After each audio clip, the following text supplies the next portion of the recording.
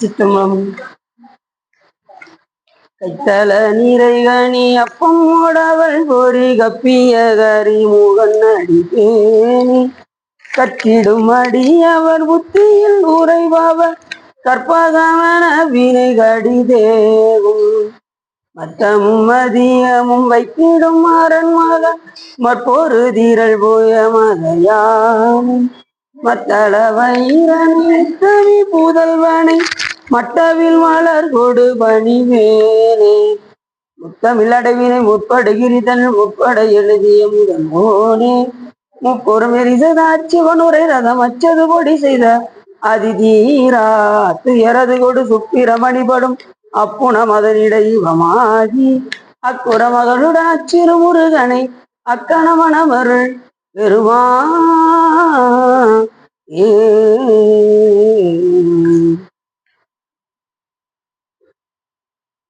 எந்தாயும் எனக்கருள் தந்தையும் நீ சிந்தா குலமானவே ஈத்தனையாள் கந்தா கதிர்வேலவனே உமையாள் மைந்தா குமரா மறைநாயகனே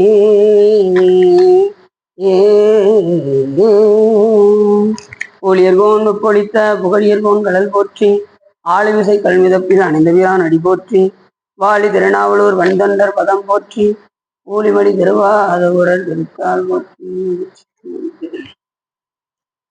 எல்லாம் வல்ல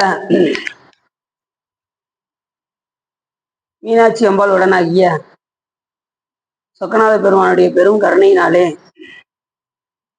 நாம் இன்று முதல் தொடர்ந்து திரு தொண்டர் புராணம் என்னும் பெரிய புராணத்தை சிந்திப்பதற்கு திருவருளும் குருவருளும் அடியாரர்களும் கொட்டியுள்ளது.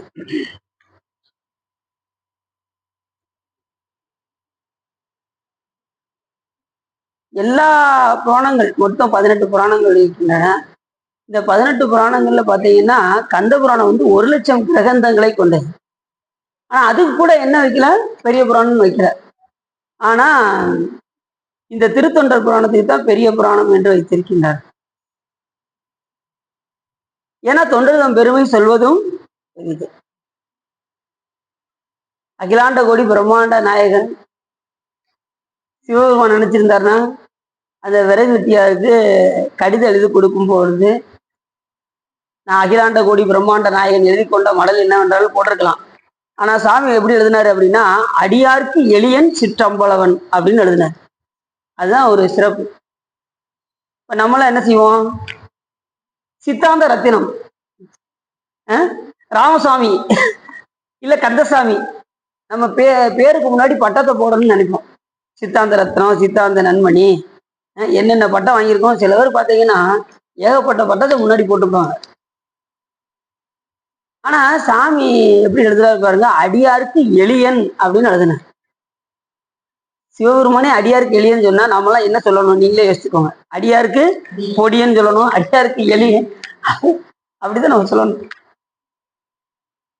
அப்படி அந்த விரைவுட்டியாருக்கு சுவாமி எழுதி கொடுக்கும் பொழுது அடியாருக்கு எளியன் சிற்றம்பலவன் கொற்றம் கொடியாருக்கு எளிய கைச்சிட்டு வரும் பெற்றான் சாம்பானுக்கு படியின் விசை பேதமர தீட்சை செய்து முக்தி கொடுக்க முறை. இதுல இருந்து நமக்கு ஒண்ணு என்ன தெரியுது அப்படின்னா, எல்லாருமே தீட்சை எடுக்கணுங்கிறது நமக்கு நல்லா தெரியும். சிவபெருமான் தானே சொல்றாரு, அவர் தானே கடிதம் எழுதியிருக்காரு. அது எப்படி சொன்னாரு, பேதமர தீட்சை செய்து முக்தி கொடுக்க முறை அப்படின்ற. இந்த அடியார்களுக்கு என்ன வரக்கூடாதுன்னா பேதம் வரக்கூடாது. இவங்க உயர்ந்தவங்க, இவங்க தாழ்ந்தவங்க. பேதம் வந்ததுன்னா ஞானம் வராது. அப்படி பேதம் பார்த்துக்கிட்டே இருந்தோம்னா நமக்கு குருவா சுவாமி வரமாட்டார். சிலவர் பார்த்தீங்கன்னா இவங்க வீட்டுக்கு நம்ம போவா, சிலவர் பார்த்தீங்கன்னா அடியார் அங்கிட்டு வந்தாங்கன்னா இவர் முகத்தை கொடுத்து பார்க்க மாட்டாங்க. இப்படி முகத்துல போற ஆளுகள்லாம் இருக்காங்க. அப்படிலாம் இருக்கக்கூடாது. அடியார்கள்ட்ட அப்படி இருக்கக்கூடாது. அப்படி அடியாருக்கு எளியனாக விளங்கக்கூடிய சிவபெருமான் இப்ப நம்ம எங்க உட்காந்து பெரிய புராணம் பேச வச்சிருக்காரு, திருப்பரங்குன்றம் என்ற மிகப்பெரிய தலத்தில். அதுல மீனாட்சி சொக்கநாதருக்கு முன்னாடி இந்த புராணத்தை பேசுமாறு பணித்திருக்கின்றார். இந்த பூமி சிறந்த பூமி. அதுலேயும் பாண்டிய நாடு பழம்பதி பாண்டிய நாடே பழம்பதியாக சாமி சொல்வதற்கு இணங்க சொக்கநாத பெருமான் இங்கே இருந்து அருளாட்சி செய்கின்ற இடம் இந்த மதுரை. பாண்டிய நாடு சிவலோகம் ஆகியது உங்க எல்லாத்துக்குமே தெரியும். பாண்டிய நாடு சிவலோகமா சிவலோகம் இல்லையா? யார் சொல்றான்? மாணிக்கவாச பெருமான் சொல்றாரு. இப்ப கேள்வி கேட்டது டக்கு கரெக்டா வந்து சொல்றேன். அது சொல்ற செப்பார் முலை பங்கன் தென்னன் பெருந்துரையான் தப்பாமே தாளடைந்தார் நெஞ்சு உருக்கும் தன்மையினான் அப்பாண்டி நாட்டை சிவலோகம் ஆக்குவித்த அப்பார் சடையப்பன் ஆனந்த வார்களே ஒப்பாக ஒப்புவித்த உள்ளத்தார் உள்ளிருக்கும் அப்பாலைக்கு அப்பாலாய் பாடுதுங்கான் அம்மானாய். அழகா சொல்றாரு அம்மானை. அப்பாண்டி நாட்டை சிவலோகம் ஆக்கிவிட்ட. எப்படி சிவலோகம் ஆகியது அப்படின்னா, கைலாய மலையில யார் யாரெல்லாம் இருப்பா? அங்க முனிவர்கள் இருப்பாங்க, ரிஷிகள் இருப்பாங்க, ஞானிகள் இருப்பாங்க, எத்தனையோ பூத கணங்கள்லாம் இருக்கும். இங்க திருமணம் முடிக்க வரும்போது, சாமி வரும்போது கூட எத்தனை பேர் வருவாங்க அவரு கூட? சாதாரணமா ஒரு முதலமைச்சர் வந்தா பின்னாடி எத்தனை கார் வரும்? அதே போல கைலாயத்துல இருந்து சாமி கிளம்பி வந்தா எத்தனை பேர் அவர் கூட வருவாங்க? அப்ப இந்த மீனாட்சி கோயில் பத்துமா? அப்ப சாமி என்ன பண்ணாரோ, பாண்டிய நாடே சிவலோகம் ஆகுது அப்படின்னா. இப்ப நீங்க உட்கார்ந்து இருக்கிற இடம்லாம் என்ன இடம் அப்படின்னா, ஞானிகளும் ரிஷிகளும் உட்கார்ந்த இடத்துல நீங்க உட்கார்ந்து கேட்டுட்டு இருக்கீங்க, அடியும் உட்கார்ந்து சொல்லிட்டு இருக்கு. இது எது வரைக்கும் அப்படின்னா, கன்னியாகுமரி வரைக்கும் நமக்கு பாண்டிய நாடு தான். அப்ப இங்க இந்த இடத்துல எல்லாம் யார் இருப்பான்னு நீங்களே யோசிச்சு பார்த்துக்கோங்க. யார் இருந்திருப்பா? ரிஷிகளும் முனிவர்களும் ஞானிகளும். பாண்டிய நாடுக்கு ஒரு தனி சிறப்பு. ஒவ்வொரு நாட்டுக்கு ஒரு தனி சிறப்பு இருக்கு. சேர நாடு வேலை முடைத்து, சோழ நாடு சோறுடைத்து, இந்த பாண்டிய நாடு பாட்டுடைத்து முத்துடைத்துன்னு ரெண்டு சிறப்பு. நீ சொக்கநாத பெருமானுக்கு முன்னாடி ஒரு பாட்டு மட்டும் பாடுங்களேன், சாமி எப்படி அருள் செய்யறான்னு மட்டும் பாருங்க. அப்படிப்பட்ட கருணை மூர்த்தி சிவபெருமான். அதனாலதான் பானபத்திரர் விடல. பாட்டு எழுதி கொடுக்கும்போதே மதிமொழி குடிசை மாடக்கூடல் பதிவிசை நிலவு பால் நிற வரிசிறகு அன்னம் பயில்கொழில் ஆலவாயில் மன்னிய சிவன் யான் மொழி தரு மாற்றம் பருவக்கொன் மூப்படி என பாவலருக்கு ஒருமையின் உரிமையின் உதவிய ஒளிதிகள் குருமா மதிகுரை குளவிய குடையில் செருமா உகைக்கும் சேரலன் காண்க பண்பால் யாழ்வையில் பானபத்திரன் தன்போல் என்பான் அன்பன் தன்பால் காண்பது கருதி போந்தனன் மான்பொருள் கொடுத்து வரவிடுப்பதுவே என்று பானபத்திரர் அப்படியே அங்கேயே வச்சுக்கிறாதப்பா, திருப்பி அனுப்பி விட்டுரு அப்படின்னாரு சேரமான் பெருமாளுக்கு கடிதம் எழுதும்போது. ஏன்னா பாட்டுனா சாமிக்கு ரொம்ப பிடிக்கும். இப்ப நம்மளும் ஒவ்வொரு பிறவிலையும் நாம கடந்து வந்திருக்கோம். ஒவ்வொரு பிறவிலையும் இவர் கடவுளா அவர் கடவுளான்னு திரிந்து, சில பேர் பார்த்தீங்கன்னா காலையில ஒரு சாமி, மதியம் ஒரு சாமி, சாயங்காலம் ஒரு சாமி அப்படின்னா கும்பிட்டு இருக்காங்க. ஒரே கடவுள் யாருன்னா சிவபெருமான் ஒருத்தர் தான். கனவிலும் பிற தெய்வம் நினையாத நிலைக்கு நம்ம வரணும். இதுவரைக்கும் நீங்க வேற தெய்வத்துக்கு போனாலும் அந்த தெய்வத்துக்குள்ள இருந்து அருள் செய்வதும் சிவபெருமான் தான் என்பதை மறந்துடக்கூடாது. யாது ஒரு தெய்வம் கொண்டீர் அத்தெய்வம் ஆகிய அங்கே மாது ஒரு பாகனார் தான் வருவர். அங்க அம்மையப்பராகிய சிவபெருமான் தான் வந்து அருள் செய்வார், வேற யாரும் வரமாட்டாங்க. இப்ப விஷ்ணுகிட்ட போறீங்கன்னு வச்சுக்கோங்களேன், அவர் நேரடியா அருள் செய்ய மாட்டார், சிவபெருமான் அருளை வாங்கி உங்களுக்கு. இப்படி எல்லா தெய்வத்துக்கும் பிறப்பு இறப்பு உண்டு, சிவபெருமானுக்கு பிறப்பு இறப்பு கிடையாது. அவர் ஒருவர் தான் முழு முதற் பொருள். ஒரு பிறப்பு இறப்பற்ற கடவுள் தான் ஒருவருடைய பிறப்பை அறுக்க முடியும். அப்படி பிறப்பு இறப்பு இல்லாதவர் சிவபெருமான் ஒருவரே. அதனால கடவுள் ஒன்று, தெய்வம் ஒன்றென நினை அதுவும் உண்டென நினைன்னு பட்டினத்தார் சொல்லுவார். கடவுள் ஒன்று தானே, பல பேர்லாம் கிடையாது, அவன் ஏகன் ஒரே ஆளுதான். ஆனா நமக்காக எப்படி வராது அப்படின்னா, உருவம் தாங்கி நமக்காக வர ஒரு சாமி வந்து இந்த உருவம்னு சொல்ல முடியாது. சிவபெருமான இவர் இப்படிதான் இருப்பாரு, சாமி ஆணா இருப்பாரு, பெண்ணா இருப்பாரு, அம்மையப்பரா இருப்பாரு, எல்லாம் சாமி வந்து பாத்தீங்கன்னா நம்ம எண்ணத்துக்கெல்லாம் அப்பாற்பட்டவர். நாம இப்படிதான் சாமி இருப்பாரு அப்படின்னா அப்படி இருக்க மாட்டார். மைப்படிந்த கண்ணாலும் தானும் கட்சி மயானத்தான் வார்சடையான் அவன் எண்ணி நல்லான் அவன் ஒப்புடைய நல்லன் ஒருவன் அல்லன் ஓர் ஊரனும் அல்லன் ஓர் உருவமும் இல்லி அப்படியும் அந்நிறமும் அவ்வண்ணமும் அவன் அருளே கண்ணாக காணினல்லான் இப்படி என் இந்நிறத்தன் இவ்வண்ணத்தன் இவன் இறைவன் என்று எழுதி காட்டோனாது. யார் சொல்றா? அப்போ சுவாமி சொல்றாரு. ஒருவன் நினைச்சீங்கன்னா கிடையாது, அதுக்கு மேல இருப்பார். அவன் உருவமா இருப்பாருன்னு நினைச்சா உருவமா இருக்க மாட்டாரு, உருவம் இல்லைன்னு நினைச்சாலும் அப்படி இருக்க மாட்டாரு. அவர் எல்லாவற்றையும் கடந்திருப்பாரு. நம்ம எண்ணத்திற்கு அப்பாற்பட்டவர். அதான் எண்ணுதற்கு எட்டார் எளிதால் கடல் இறங்கின்னு மாணிக்கவாச பெருமான் சொன்னார். அவன் ஒப்புடைய நல்லன். அவன் ஒப்பிட்டு யாரையும் சொல்ல முடியாது. அவன் ஒருவன் அல்லன், ஒருவனும் சொல்ல முடியாது. ஓர் ஊரனும் அல்லன், ஓர் உருவமும் இல்லை. அப்படியும் அந்நிறமும் அவ்வண்ணமும் அவன் அருளே கண்ணாக காணும். அப்ப சாமி நம்ம எப்படிதான் பாக்குறது அப்படின்னா, அவன் கொடுக்கக்கூடிய ஒரு கண் இருக்கு. அது என்ன கண்ணுனா ஞானக்கண். அந்த ஞானக்கண் கொண்டுதான் அவரை நாம் நாட முடியும். இந்த ஊனக்கண்ணை கொண்டு இறைவனை பார்க்க முடியும். ஊனக்கண் பாசம் உணராப்பதியை ஞானக்கண்ணில் சிந்தை நாடி உராத்துணை தேர்த்தி என பாசம் உருவ தன்னிலெல்லாம் பதிவிதி என்னும் அஞ்செழுத்து அப்படின்னு சிவஞான போத சூத்திரம் சொல்லுது. இப்ப உதாரணத்துக்கு ஒண்ணு சொல்றேனே, இப்ப ரொம்ப வானத்துல தொலைவான பொருள் ஒண்ணு இருக்கு, நட்சத்திரமே இருக்குன்னு வச்சுக்கோங்களேன். உங்க கண்ணுக்கே தெரியல, நீங்க எதை வச்சு பார்ப்பீங்க? பைனாகுலர். பைனாகுலர் வச்சு தொலைவான பொருளை கண்ணில் வச்சு பார்த்தா தொலைவுள்ள ஒரு பொருள் உங்களுக்கு பக்கத்துல. அதே போல கண்ணுக்கு தெரியாத இறைவனை நாம் எப்படி பார்க்க வேண்டும் என்றால், அவன் கொடுக்கக்கூடிய அவன் அருளே கண்ணாக காணுகின்றான். ஞானக்கண் கொடுத்துதான் தன்னை காட்டுவார். அப்படிதான் முருகப்பெருமான் சூரபத்மனுக்கு ஞானக்கண்ணை கொடுத்து தன்னை காட்டினார், விஸ்வரூபத்தை காட்டினார். நீங்க கந்தபுராணத்துல எடுத்து பார்த்தீங்கன்னா தெரியும்.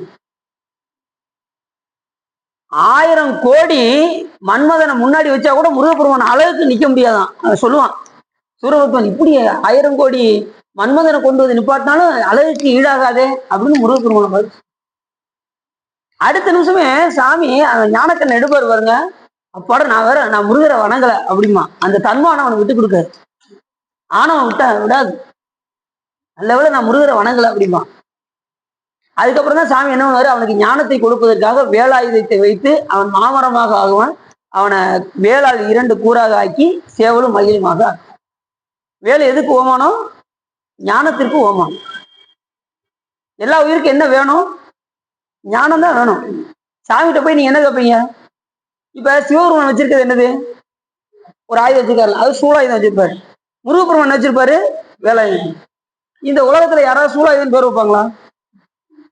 சூலாயுதம் பேர் வைப்பாங்களா? வைக்க மாட்டாங்க. வேலாயுதம் பேர் வைப்பாங்க. வெற்றி வேல், ஞான வேல், வீரவேல், இப்படி வேல்னு வைப்பாங்க. ஏன்னா சாமிகிட்ட போய் நீங்க எனக்கு ஞானத்தை கொடுன்னு கேட்கலாம், ஓ சக்தியை கொடுன்னு கேட்க முடியுமா? சூலாயுதம் எதை குறிக்கும்? சிவபெருமானுடைய சக்தியை குறிக்கும். ஹரிணி ஜனனி ரோதயிந்து என்கின்ற மூவகை சக்தி தான் சிவபெருமானுக்கு அந்த சூலாயுதமாக வரும். அதனால சாமிகிட்ட போய் நீங்க என்ன கேட்கணும்? ஞானத்தை. அதுலேயும் குறிப்பா நீங்க எதுவுமே கேட்க வேண்டாம். சாமி கிட்ட போயாச்சுனாலே உங்களுக்கு என்ன கொடுக்கணும் அவருக்கே தெரியும். வேண்டத்தக்கது அறிவோயினி வேண்ட முழுதும் தருவோயினி. எது கேட்டாலும் சாமி கொடுப்பாரு. ஆனா நாம கேட்க வேண்டிய பொருள் என்னன்னா, ஞானமே வடிவாகிய வேண்டத்தக்கது அறிவோய். அறிவுன்னு என்ன அர்த்தம்? ஞானம்னு அர்த்தம். ஞானமே வடிவாகிய பெருமானே, நான் வேண்டத்தக்க பொருள் நீதான். மாணிக்கவாசர் போய் உலகத்தை போய் கேட்பாரா, என்ன எனக்கு 2 பங்களா கொடு, என் முதலமைச்சர் இப்ப முதலமைச்சரா இருக்கேன், என்னைய அரசர் ஆக்கிரு அப்படின்னு கேட்பாரு. அவரு எப்படா குருநாதர் வருவார்னு அந்த ஆவல்ல இருந்த குருநாதரை தேடி தேடி போனாரு. மாணிக்கவாசர் அமைச்சரா இருக்கும்போதே ரொம்ப குருநாதர் மேல பக்தி, நல்ல சரியான குரு கிடைக்கணும்னு ரொம்ப எதிர்பார்த்து இருந்தாரு. சிவபெருமானும் நல்ல ஒரு பக்தர் எனக்கு வேணும்னு 2 பேரும் முடிவு பண்ணாங்க. அப்படிதான் சரி, ரொம்ப பக்குவத்துல முதிர்ந்து இருக்காரு, அப்ப நம்மளே போயிருவோம்னு கைலாயமலையில இருந்து வந்தாரு. மாணிக்கவாச பெருமான் மதுரையில இருந்து கிட்டத்தட்ட தொண்டிமாநகருக்கு கிட்டத்தட்ட 100 கிலோமீட்டர். 100 கிலோமீட்டருக்கு போக கூட செய்யல. அதுக்கு பாதியில ஊடாலே திருப்பரந்துறையில கைலாயமலை எத்தனை கிலோமீட்டர் தொலைவுல இருக்கு? என்ன நம்ம என்னத்துக்கெல்லாம் கோவப்பட்டிருக்கு கைலாயமலை. அங்க இருந்து சிவபெருமான் காத்திருந்து மாணிக்கவாச பெருமானை ஆட்கொண்டார். இது முக்கியமான விஷயம் என்னன்னா, அந்த ஒரு காவலர் ஒருத்தர் கூட வருவார். அவரை போய் மாணிக்கவாச பெருமான் ஒரு சத்தம் கேட்க என்னன்னு பார்த்துட்டு வா அப்படிம்பாரு மாணிக்கவாசன். அந்த காவலர் ரொம்ப கொடுத்து வச்சவர். ஏன்னா சிவபெருமான நேரா கண்ணால பார்த்தாரு. போனார் பாருங்க, ஏதோ சத்தம் கேட்கணும் அப்படி உள்ள போனார்ல. போனதும் அங்க சிவபெருமான் அப்படி தட்சாமூர்த்தி கோலத்துல அப்படி உட்காந்து 999 சீடர்களுக்கு பாடம் சொல்லிக்கிட்டு இருந்தீங்க. இவர் போனவரு பார்த்துட்டு வேகமா மாணிக்கவாச பெருமான் சொன்னார், அமைச்சரே அங்க ஒருத்தர் சிவபெருமான் மாதிரி ஒருத்தர் உட்கார்ந்து இருக்காரு அப்படின்னாரு. அங்க உட்கார்ந்து இருந்தது யாரு? உண்மையிலேயே சிவபெருமான் தான் உட்கார்ந்து இருந்தாரு. ஆனா சிவபெருமான் மாதிரி ஒருத்தர் உட்கார்ந்து இருக்காருன்னு அவர் சொன்னார். அப்ப சாமி பார்த்து காட்டினாதான் தெரியும் தன்னை. நம்மளால என்ன செய்ய முடியாது, அறிய முடியாது. அவன் எல்லாவற்றையும் கடந்தவன். அவன் ஒப்புடைய நல்லன், ஒருவன் அல்லன், ஓர் ஊரனும் அல்லன், ஓர் உருவமும் இல்லை. அப்படியும் அந்நிறம் அவ்வண்ணமும் அவன் அருளே கண்ணாக காணினல்லால் இப்படி என் நிறத்தன் இவ்வண்ணத்தன் இவன் இறைவன் என்று எழுதி காட்டோனாதே என்று சொல்வதற்கிறாங்க. எல்லாவற்றையும் இப்படிதான் இருப்பார்னா அப்படி இருக்க மாட்டார், அதுக்கும் அப்பாற்பட்டு இருப்பார். அத கந்தர் அனுபூதியில சொல்லுவாரு, அழகா சொல்லுவாரு. அதிகா அனகா அபயா அமராபதி காவல சூர பயங்கரனே அப்படிவாரு. அவன் பாவம் இல்லாதவன், அவன் எல்லாவற்றுக்கும் மேலானவன், அவன் அச்சத்தை தீர்ப்பவன், அவன் அமராவதி தேவர்களுக்கெல்லாம் தலைவனாக விளங்கக்கூடியவன். கந்தர் விகாரமே ஒவ்வொரு நிலையிலையும் பார்த்தீங்கன்னா சிவபெருமான் இந்த பாண்டிய நாட்டுல எப்படி இருக்காரு அப்படின்னா, சொக்கநாத பெருமானாக இங்கே பாண்டிய நாடையே சிவலோகமாக்கியிருக்காரு. அப்படின்னா இந்த பாண்டிய நாடுடைய சிறப்பை நம்ம சொல்லி முடியாது. அப்பேற்பட்ட சிறப்புடையது இந்த பாண்டிய நாடு. இங்க சொக்கநாத பெருமானுக்கு முன்னாடி போய் நீங்க என்ன பண்ணுங்க, ஒரு பாடலை பாடினால் எண்ணில்லாத அருளை சிவபெருமான் வழங்கு. பொதுவாக நீ எந்த கோயில போய் பாடினாலுமே அளப்பில் கீதம் சொன்னாருக்கு அடிகள் தாம் அருளுமாறு என்று அப்பர் சாமிகள் சொல்வதற்கிறாங்க. பாட்டு பாடினா எண்ணில்லாத அருளை சிவபெருமான் கொடுப்பார். அதுலயும் பாண்டிய நாடு பாட்டு உடைத்துட்டாங்க. அதனால நீங்க இங்க மதுரையில நீங்க சாமியா போற்றி பாடிக்கொண்டே இருந்தால் எண்ணில்லாத அருளை வரணும். நாடும் நகரமும் நற்திரு கோயிலும் தேடி திரிந்து சிவபெருமான் என்று வந்தாச்சு. சிவபெருமான் வந்தாச்சா, இனி நம்ம என்ன செய்யணும்? ஒவ்வொரு பிறவிலையும் இவர் கடவுளா அவர் கடவுளான்னு தெரிஞ்சு கடைசியா சிவபெருமான வணங்க வந்தாச்சு. இனிமே என்ன செய்யணும் அப்படின்னா, பாடுமின் பாடி பணிமின் பணிந்தவின் கூடிய நெஞ்சத்து கோயிலா கொள்ளும். இனிமே நம்ம நெஞ்சத்துல கோயிலா வந்துடுவார். ஆனா என்ன செய்யணும்? பாடணும், பாடி பணியணும். பணியாம நம்ம நெஞ்சத்துல வரமாட்டோம். தேடி சென்று திருந்தடி ஏத்துவன் நாடி அவர் நம்மையும் ஆட்கொள்வார். ஆடிப்பாடி அண்ணாமலை கைதொல ஓடி போகும் நமது உள்ள வினைகளே என்று அப்பர் சுவாமிகள் கூறுவதற்கிறாங்க. தேடி சென்று திருந்தடியை ஏற்றவர். பாண்டிய நாடு பழம்பதி நாடு. இங்க சொக்கநாத பெருமான் அவர் வந்தாருன்னா வரும்போதே ஒரு காரியத்துக்கு வரமாட்டார். வந்தாருன்னா ஒரு 2-3 காரியத்தை சேர்ந்து முடிச்சுட்டு போயிடுவார். தருமி புலவருக்காக வந்தாரு, அவரை வச்சு நக்கீரரை ஆட்கொண்டாரு. அதே மாதிரி மாணிக்கவாச பெருமானுக்காக வந்தாரு, அதை வச்சு அரிமத்தன பாண்டியர் ஆட்கொண்டாரு, வந்திக்கிழவி ஆட்கொண்டாரு. இப்படி எண்ணில்லாத சிறப்புகள்லாம் சுவாமி செய்வார். அவர் என்ன செய்கிறாருன்னு தேவர்களாலே அறிய முடியாது. 33 மற்ற ஒளிந்த தேவரும் காணாத சிவபெருமான் மாயேறி வையகத்தே வந்திலிந்த வார்கடல்கள் வந்திக்க மெய்யகத்தே இன்ப மிகும் என்று சொல்வதற்கிறங்க எல்லாவற்றையும் தேவர்களால அறிய முடியாத கடவுள் சிவபெருமான். அப்படிப்பட்ட நாடு இந்த பாண்டிய நாடு. மதுரையம்பதி. தருமி புலவர் அப்படியே போய் சாமிகிட்ட முதல் நாள் போய் கெஞ்சிறாரு. சாமி, உன்னை தொட்டு பூசிக்கணும்னு நினைக்கிறேனே சொக்கநாதா, அடியனுக்கு என்ன வேணும்? பொன்பொருள் வேணும். ஏன் அப்படின்னா, திருமணம் முடிச்சிருந்தாதான் அந்த காலத்துல சொக்கநாத பெருமானை தொட முடியும், இல்லைன்னா சாமியை தொட முடியாது. சொக்கநாத பெருமானை திருமணம் முடிச்சிருந்தாதான் சாமியை தொட முடியும். தருமி போய் அழுகுறாரு, பெருமானே எனக்கு எப்படியாவது திருமணம் முடிச்சு உன்னை தொட்டு பூசிக்க வை அப்படிங்கிறார். அவர் பணத்துக்காக கேட்கல, திருமணம் முடிச்சாதான் சாமியை தொட முடியும் என்பதாக எப்படியாவது உன்னை பூசிக்க வைப்பதற்கு நீ என்ன செய்ய அப்படின்ட்டாரு. உடனே செண்பக பாண்டியனுடைய கனவுல போய் இயற்கையிலே கூந்தல்ல மனம் இருக்குமான்னு அவருக்கு சந்தேகத்தை வரவழைச்சு, அதுக்கப்புறம் அறிக்கை விட்டு அந்த சந்தேகத்தை தீர்த்தவங்களுக்கு பொற்களி கொடுக்குறேன்னு சொல்லி அந்த படலம்லாம் இப்ப நடந்துதா? இப்ப திருவிழா நடந்துச்சா? சாமி ஒன்ன வச்சு எத்தனை பேர் ஆட்கொள்றாரு. உடனே அந்த பாட்டை எழுதி கொடுக்குறாரு. கொங்குதேர் வாழ்க்கை அஞ்சிரை தும்பி காமம் செப்பாது கண்டது மொழியுமோ பயிலியது வெளிய நட்பின் மயிரியர் செரியர் அறிவை கூந்தலின் அறியவும் உழவோ நீ அறியும் பூவே அப்படின்னு சாமி கடிதம் எழுதி கொடுக்குறாரு. அந்த பாட்டை எழுதி கொடுக்குறாரு. அதை கொண்டு போய் தருமி என்ன பண்றாரு, அதை கொடுக்கும்போது அங்க யார் இருந்தா? நக்கீரர் இருந்தார். யாருமே நம்மளே ஒரு பெரிய புலவர், இந்த பாடலை நம்மளாலே தீர்க்க முடியல, இவர் தீர்த்துருவாரா அப்படின்னு சொல்லி அதை வாங்கி, அந்த ஆணவம் விடாது, யாரா இருந்தாலும் ஆணவம் விடாது. இப்ப நம்ம பாத்தீங்கன்னா ஒரு பதியம் நமக்கு தெரிஞ்சிச்சுன்னு வச்சுக்கோங்களேன், சிவா உங்களுக்கு இந்த பதியமே உங்களுக்கு தெரியாதா சிவா அப்படின்னு என்ன சொல்லுவோம், அடுத்தவங்க நோஸ் கட் அடிப்போம். அப்படி செய்யக்கூடாது, அது பெரிய குற்றம்.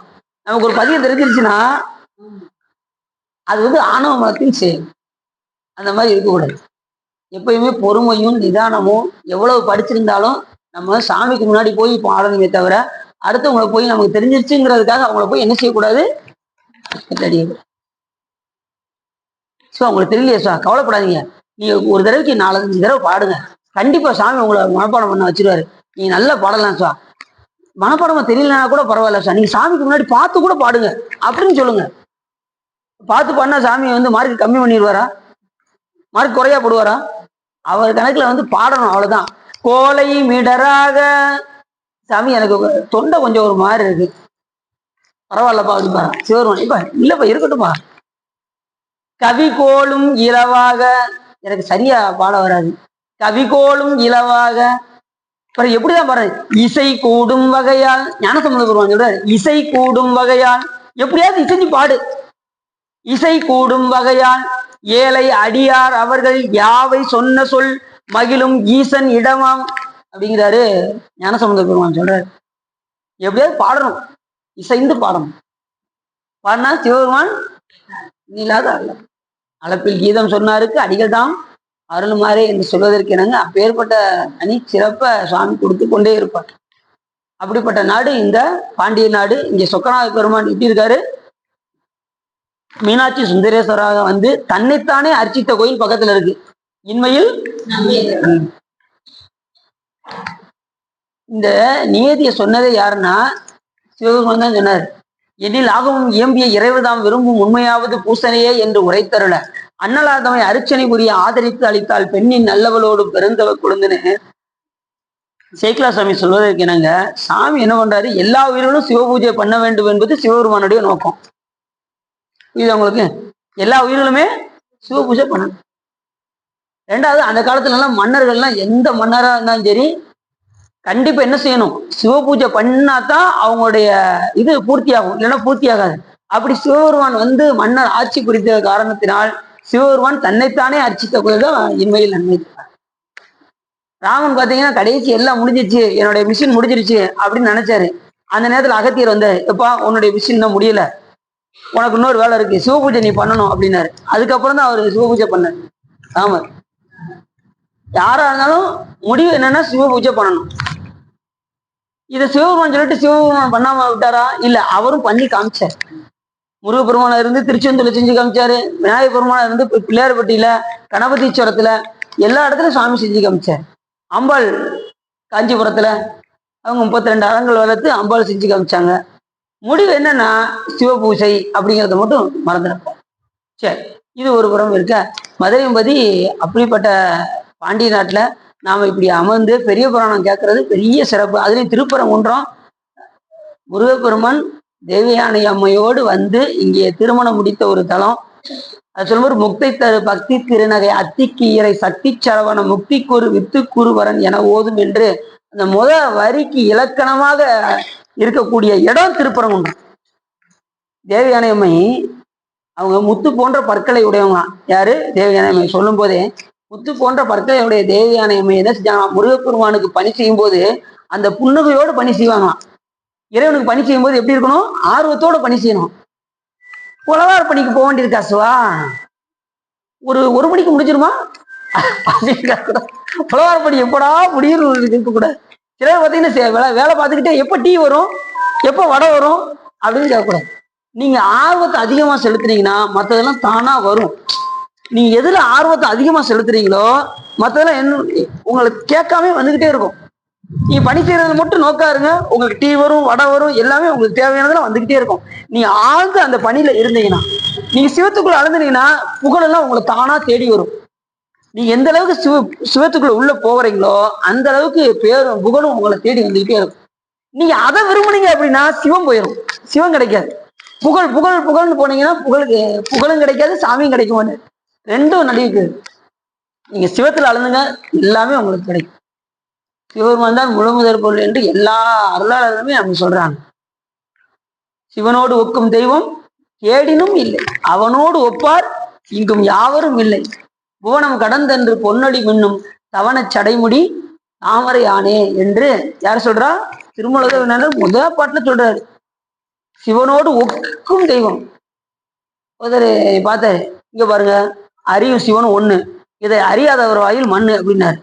அறியும் சொன்னேன், நாம் அறியக்கூடிய சிவம் ஒண்ணு, இதை அறியாதவர் வாயில் மண்ணு அப்படின்னு.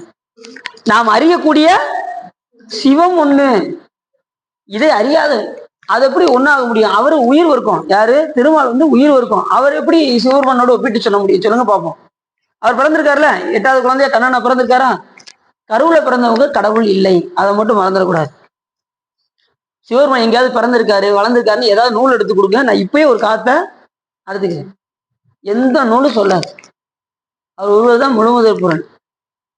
மற்ற தெய்வங்கள்லாம் சிறு தெய்வங்கள், குல தெய்வங்கள், காவல் தெய்வங்கள், துஷ்ட தெய்வங்கள், இப்படி நிறைய இருக்கு. ஆட்டுத்தேவர் விதி ஒழித்த அன்பால் அப்படின்னு அந்த பாட்டை சொல்றாரு பாருங்க. அதுல நாட்டுத்தேவர் ஆட்டுத்தேவர்னு எல்லாம் பிரிச்சு எடுத்துருவாரு. மாணிக்கவாசர் ஒவ்வொரு தெய்வத்தையும் பிரிச்சு சொல்லிடுவார். அதெல்லாம் ஒரே கடவுள் யாருன்னா சிவபெருமான் ஒருவர் தான். தென்னாடுடைய சிவனை போற்றி. அப்ப எல்லா நாட்டுக்கும் கடவுளுக்கு பேருனவரு இறைவன். நம்ம தென்னாடாகிய தமிழ்நாட்டுக்கு கடவுளுக்கு பேரு சிவன். அதனாலதான் இந்த ஒரு நாம சிவபெருமான் ஒருவரை மட்டுமே சாரும். சிவன் என்கின்ற சொல் நல்லா தெரிஞ்சுக்கோங்க. துன்பத்தை நீக்கி இன்பத்தை தருபவன் என்றும், துன்பத்தை நீக்கி இன்பத்தை தருபவன் என்றும், எல்லா உயிர்களுக்கும் நன்மை புரிபவன் என்றும், எல்லா உயிர்களுக்கும் மங்களத்தை தருபவன் என்றும் ஒரு பொருளும். இப்படி நிறைய பொருள் இருக்கு சிவன் என்கின்ற பெயருக்கு. இப்ப பிறந்து பிறந்து இறந்துகிட்டே இருக்கும். இதுக்கு ஒரு முடிவு வேணுமா வேண்டாமா? மங்களம் பாடணுமா வேண்டாமா? அது யாரு தருவான்னா சிவபெருமான் தான் தெரியும். பிறப்பதற்கே தொழிலாகி இறக்கின்றார் என் நிலையை போய் இந்த பிறவாத நிலையை கொடுக்கக்கூடிய ஒரே பெருமான் சிவபெருமான் தான். வேற யாராலையும் கொடுக்க முடியாது. அதனால சாமிகிட்ட போய் பிறவாமை கேளுங்க, மற்றதெல்லாம் சாமிகிட்ட போய் கேட்காதீங்க அப்படின்னு வள்ளுவரே சொல்றாரு. வேண்டுங்கால் வேண்டும் பிறவாமை, மற்றவையான் வேண்டாமே வேண்டவர். அந்த வேண்டாமை பிறவாமை எப்ப கேட்க தோணும் அப்படின்னா, உங்களுக்கு இந்த உலக பொருள்கள் எல்லாம் எப்ப நீங்க வேண்டாம் வேண்டாம்னு ஒதுக்குறீங்களோ அப்பதான் உங்களுக்கு சாமி கிட்ட பிறவாமை வேண்டும் அப்படிங்கிற நிலை வரும். இப்பயும் பாத்தீங்கன்னா ஏதாவது ஒரு உணவுப் பொருள் வருதுன்னு வச்சுக்கோங்க, கொடுங்க. மிச்சர் வருதா கொடுங்க, டீ வருதா கொடுங்க. எதனாலும் வாங்கி செலுத்திக்கிட்டே இருந்தேன்னு வச்சுக்கோங்க. ஏதாவது ஒரு பொருள் ஆசையை கொடுத்தாலும் அதையும் வாங்குறீங்க. எதையுமே விடாம, எந்த பொருளையுமே பற்ற கொஞ்சம் கூட விடாம இருந்தோம் அப்படின்னா நமக்கு சிவம் கிடைக்காது. நம்ம சாமிகிட்ட போய் பிறவாமை கேட்க முடியாது. எல்லா பொருளுமே எந்த பொருள்ல இருந்து நீங்க நீங்கிறீங்களோ அந்த பொருள்ல இருந்து நீங்க என்ன செஞ்சிடலாம், விடுபட்டு நீங்க அந்த பொருளை நீங்கிருச்சுன்னா சிவத்தை பெறலாம். இப்ப உதாரணத்துக்கு ஒன்று சொல்றேனே, ஒரு குரங்கு பிடிக்கிறவங்க பார்த்துருக்கீங்களா? குரங்கு பிடிக்கிறவங்க பார்த்துருக்கீங்களா? அவன் என்ன பண்ணுவான் அப்படின்னா, இந்த குடுவையில கடலப்பருப்பை உள்ள போட்டுருவான். அதுக்கு பிடிச்ச கடலப்பருப்பை இந்த குரங்கு வேகமா வரும், வந்துட்டு இப்படி சுத்தி சுத்தி பார்க்கும், யாரு இருக்காங்களா அப்படி சுத்தி சுத்தி பார்க்கும். வேகமா இப்படி கையை சடக்குன்னு இப்படி உள்ள விட்டு அந்த கடலப்பருப்பை இப்படி பிடிச்சிட்டு இப்படி வெளியில எடுக்க வராது. ஏன் வராது? எதுல பிடி இருக்கு? அந்த கடலப்பருப்புல பிடி இருக்கு.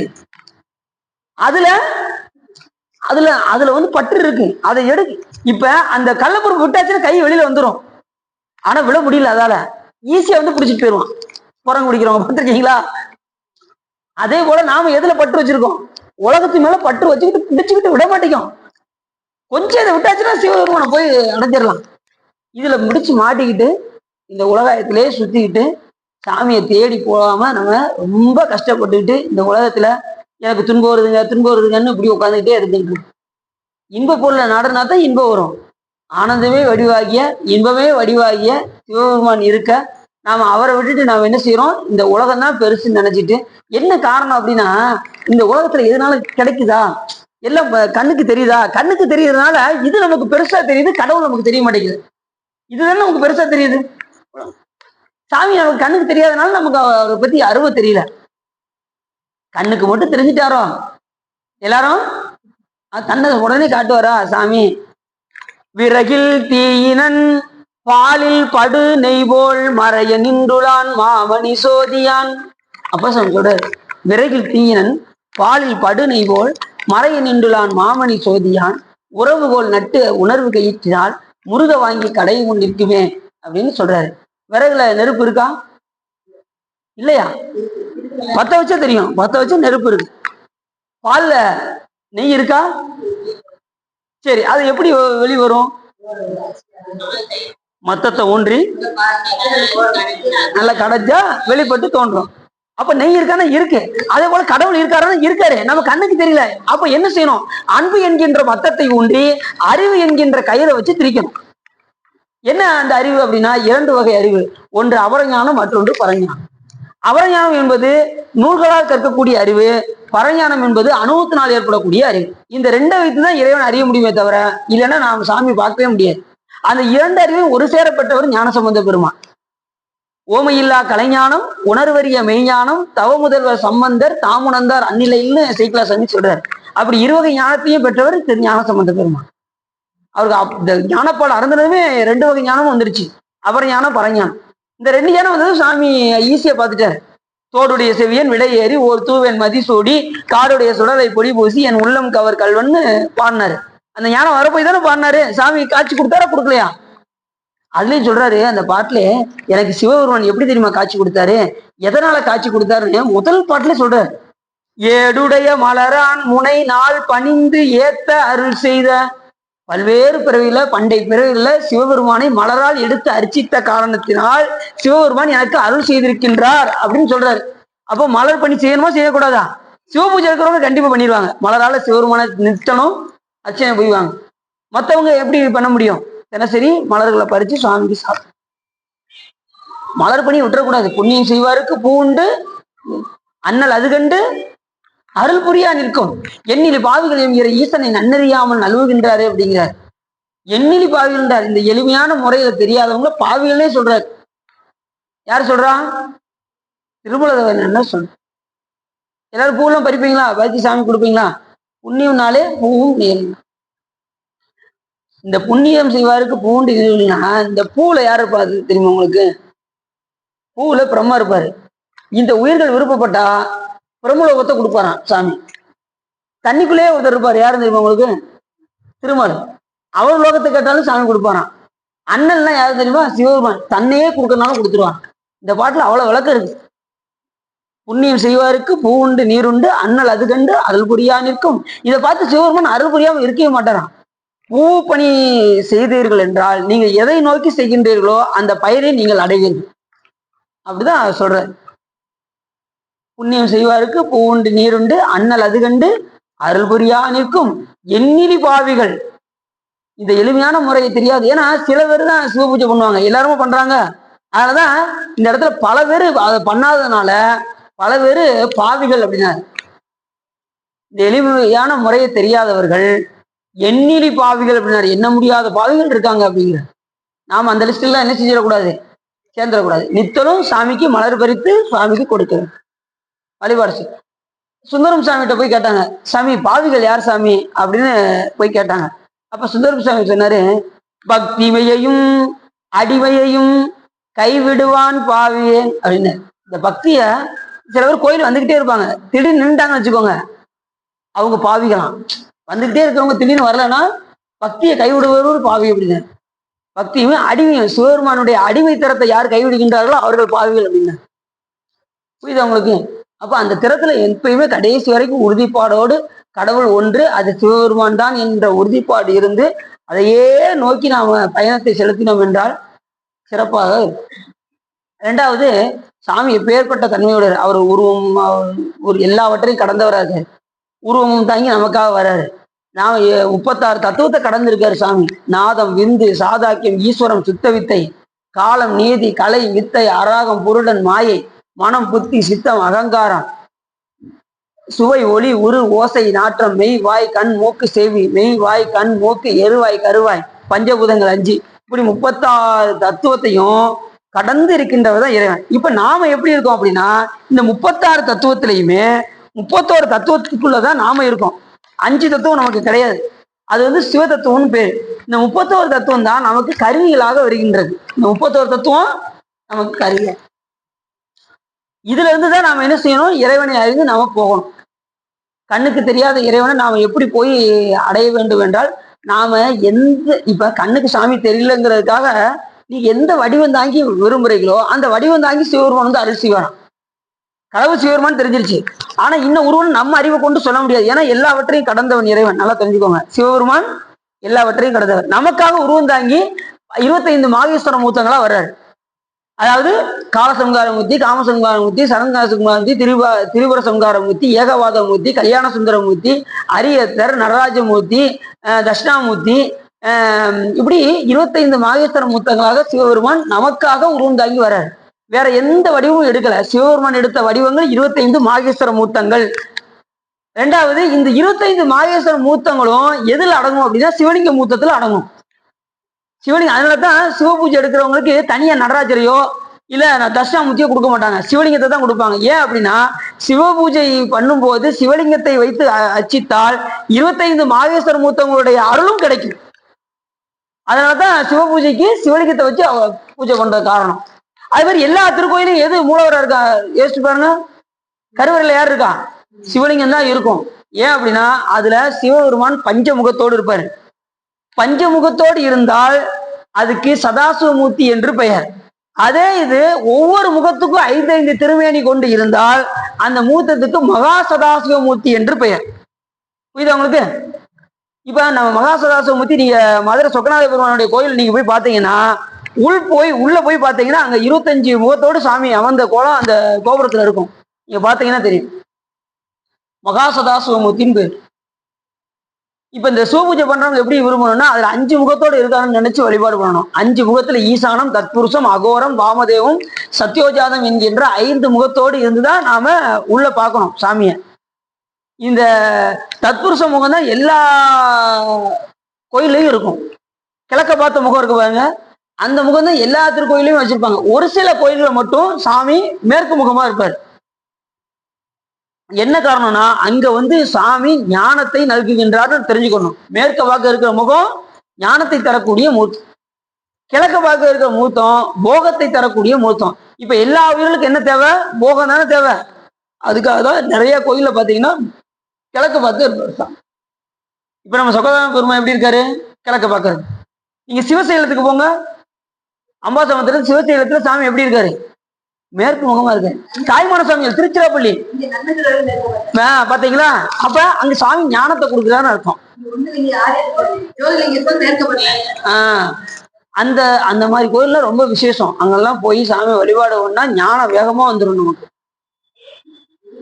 அதுக்காக அப்படியே அப்ப சொக்கநாதரை விட்டுறாதீங்க. சொக்கநாத பெருமாள் எல்லாத்தையும் தருவார். அவருக்கு ஞானம் போகும் எல்லாத்தையும் தருவார். சரி, அது விசேஷங்கிறதுக்காக சொல்றேன், ரைட்டா? ஏன்னா சொக்கநாத பெருமாள் இந்த மண்ணுலகத்துல மதுரை மண்ணு சாமியுடைய திரு அடியையும் முடியையும் பார்த்த ஒரு தலம் இந்த மதுரை. இப்ப நீங்க புட்டு திருவிழா போனீங்களா? அப்பேற்பட்ட சிறப்புடையது நம்ம மதுரை. அப்படிப்பட்ட மதுரையில நம்ம இப்படி உட்காந்து பெரிய புராணம் கேட்கறதுக்கு பெரும் பாக்கியத்தை சொக்கநாத பெருமாள் நல்கி இருக்காருன்னா அது அவருடைய கருணையே. இன்னைக்கு நாம என்ன பார்க்க போறோம் அப்படின்னா திருத்தொண்டர் புராணம். தொண்டர்தம் பெருமை சொல்வதும் பெரியது என்று சொல்வதற்கு என்னங்க, ஒரு முறை முருகப்பெருமானும் ஔவையாரும் சந்திச்சாங்க. முருகப்பெருமானும் அப்ப முருகப்பெருமான் கேட்டாரு, பெரிது பெரிது எது பெரிதுன்னு கேட்டார். அப்ப அவை சொன்னாங்க, புவனம் பெரிது, புவனம் தான் பெரிதோ அப்படின்னாரு முருகன். இல்ல, புவனமும் நான்முகனுடைய படைப்பு அப்படின்னாரு. அவை பற்றி என்ன சொன்னாங்க? நானுடைய படைப்பு தானே, பிரபா தானே படைக்கிறாரு. அப்ப நான்முகன் தான் பெரியவரா அப்படின்னாரு. அந்த நான்முகனும் திருமாலுடைய உந்தியிலிருந்து வந்தோம் அப்படின்னு. அவர் உத்தியிலிருந்து தானே வர்றாரு. அப்ப திருமால் தான் பெரியவரோ அப்படின்னாரு முருகன். அப்ப அவங்க சொன்னாங்க, திருமாலோ அலைக்கடல் துயின்றோம் அப்படின்னாரு. எப்பயுமே பார்க்கடல அப்படியே தூங்கிட்டே இருப்பாரு. அலைக்கடல். அப்ப அந்த அலைக்கடல் தான் பெரியதோ அப்படிங்கும்போது அந்த அலைக்கடலோ இது குறுமுனி உண்டது தானே அப்படின்னு. அந்த அலைக்கடலை யாரு ஒரு காலத்துல கடலை வற்ற செய்தார் அகத்திய மாமுனிவர். அப்படி கடலையை குடிச்சிட்டாரு. ஏன்னா விருத்தாசுரன் அதுல ஒளிஞ்சிருந்தான். தேவர்கள் எல்லாம் போய் முறையிட்டார்கள். அதனால அவர் கடலை குடிச்சது விருத்தாசுரனை தேவர்கள் எல்லாம் சேர்ந்து அழிச்சாங்க. அதுல இந்திரன் தான் ரொம்ப முக்கியமானவன். இந்திரனை போட்டு பாடுபடுத்தினா விருத்தாசுரன். அவன் அழிக்கிறதுக்கு தான் அந்த அந்த என்ன செய்வாங்கன்னா அந்த வஜ்ராயுதத்தை வாங்கி அந்த விருத்தாசுரனை அழிப்பார்கள். எல்லாம் அந்த பார்க்கடலை கடையை போடுவாங்க பாருங்க. அந்த பார்க்கடலை கடையை போகுது தேவர்கள் எல்லாம் அவங்க ஆயுதத்தை வச்சுட்டு அந்த பார்க்கடலை கடைய போவாங்க. அப்ப ததீசி முனிவர் கேள்விப்பட்டிருக்கீங்களா? அவர் என்ன பண்ணுவாரு, அந்த அத்தனை ஆயுதங்களையும் திரவியமாக எடுத்து குடிச்சிருவார். அத்தனையும் அவருடைய முதுகெலும்புல போய் அந்த அத்தனை ஆயுதமும் முதுகெலும்புல போய் நிற்கும். இப்ப இந்த விருத்தாசனை அழிக்கிறதுக்கு அவர்கிட்ட கேட்கவும் உடனே சரி அந்த ஆயுதத்தை உங்ககிட்ட நான் திருப்பி கொடுத்துறேன் அப்படின்னு சொல்லி அப்படியே சிவபெருமான அப்படியே கண்ணை மூடி தியானிப்பார். அப்படி சிவத்துல ஒன்றவும் இவருடைய உடம்பானது அப்படி டப்புன்னு விட்டு இவருடைய அந்த முதல் வச்சிருந்தாரு பாருங்க, அந்த அத்தனை ஆயுதத்தையும் ஒரே ஆயுதமாக ஆக்கி வஜ்ராயுதம் என்கிற ஆயுதத்தை இந்திரன்ட்ட கொடுக்க, அதை வச்சுதான் விருத்தாசனே. இந்த கதை உங்களுக்கு தெரிஞ்சுக்கணும்னு நினைக்கிறேன். அப்ப அவர் வந்து அந்த கடலை அவர் அகத்திய மாமனிட்ட கேட்கும் போது அவன் கடல்ல போய் ஒளிந்திருக்கின்றார் என்கின்ற செய்தியை அறிஞ்சதும் அகத்திய மாமனிவர் அதை குளித்தார். அதனால அந்த அலைக்கடலை குறுமுனி உண்டது தானே, அந்த குறுமுனி தான் பெரியவரா அப்படின்னு சொல்லும் போது அந்த குறுமுனியோ கலசத்திலிருந்து வந்தோம். அவர் கலசத்துல இருந்து தான் வந்தார் அகத்திய மாமன். அப்ப அந்த கலசம் தான் பெரியதோ அப்படின்னாரு முருகபெருமான். அந்த கலசமோ புவியில் சிறு மண். கலசம் எதுல இருந்து தயாரிப்பாங்க? மண்ணுல. அடுத்து சொன்னாரு அந்த புவிதான் பெரியதோ அப்படின்னதும் அந்த புவியோ அரவினுக்கு ஒருதலை பாரம். இந்த பூமியை யார் தாங்கியிருக்கான்? ஆதிச்சடன். அரவினுக்கு ஒருதலை பாரம் அப்படின்னாரு. அப்ப அந்த அரவம் தான் பெரிதோ அப்படின்னு கேட்டாரு. அந்த அரவமோ உமையவள் சிறுவிரல் மோதிரம் அப்படின்னு. அப்ப உமையவள் தானே பெரியவர் அப்படின்னதும் இல்ல, அந்த உமையவளோ இறைவனுக்குள் ஒடுக்கம் அப்படின்னா. அம்பாள் வந்து யாருக்குள்ள ஒடுக்கம்? எப்பவுமே சக்திக்குள்ள ஒடுக்கம். ஏன் கேட்கீங்களா? சிவம் என்ன நினைக்கோ அதை முடிப்பது சக்தி.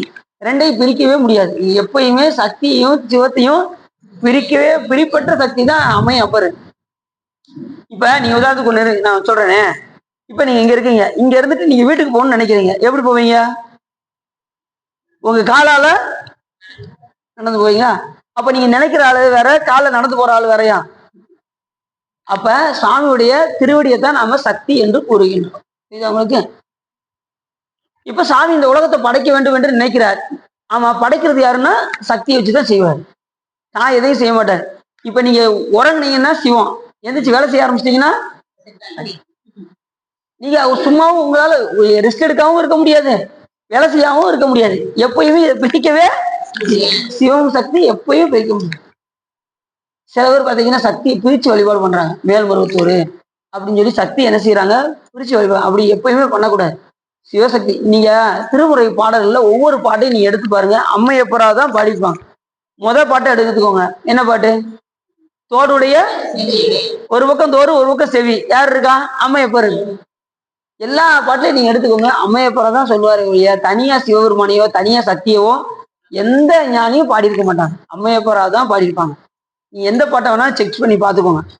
அதுல விளங்கி தோன்றுவது அம்மையப்பரே. அதான் அம்மையே அப்பா உப்பில்லாமணியே அன்பினில் விளைந்த ஆரம்பதே பொய்மையே விரிக்கு பொழுதினை சுருக்கும் புழுத்தலை புலையினேன் தனக்கு செம்மையே ஆய சிவபதம் அளித்த செல்வமே சிவபெருமானே இம்மையே உன்னை சிக்கன பிடித்தேன் எங்கு எழுந்து அருளுவது இனியே என்று. அப்படி தொண்டர்களுடைய பெருமை அந்த உமையவளோ இறைவனுக்குள் ஒடுக்கம்னதும் முருகன் சொன்னாரு. அப்ப இறைவன் தானே எல்லாரை விட பெரியவர் அப்படின்னு சொல்லும் போது முருகா அப்படி நினைச்சிடாது. முருகா, இறைவன் வந்து பெரியவர் தான். ஆனா அந்த இறைவனும் தொண்டர்தம் உள்ளத்தில் ஒடுக்கம் ஆகையினாலே தொண்டர்தம் பெருமை சொல்வதும் பெரிதே அப்படின்னு சொல்லி முடிச்சான். அப்படிப்பட்ட தொண்டர்களை பத்தி சொல்லணும் அப்படின்னா இன்னைக்கு ஒரு நாள் போதாது. பேர்பட்ட புகழை உடையவர்கள் இந்த தொண்டர்கள். அதனாலதான் நாம இந்த பூலோகத்துக்கு வந்துட்டோம் அப்படின்னாலே நாம யாரு கூட இருக்கணும் அப்படின்னா தொண்டர்களோடையே இருந்தா தான் நாம இங்க இருந்து கடை தேறி போக முடியுமே தவிர தொண்டர்களை விட்டுட்டோம்னு வச்சுக்கோங்க, நாம கடை தேறி போகவே முடியாது. இது மாணிக்கவாசக பெருமான் சொல்றாரு. பிறவி என்னும் இக்கடலை நீந்த தன் பேரருள் தந்து அருளினான். கேள்விப்படுவீங்களா இந்த பாட்டு?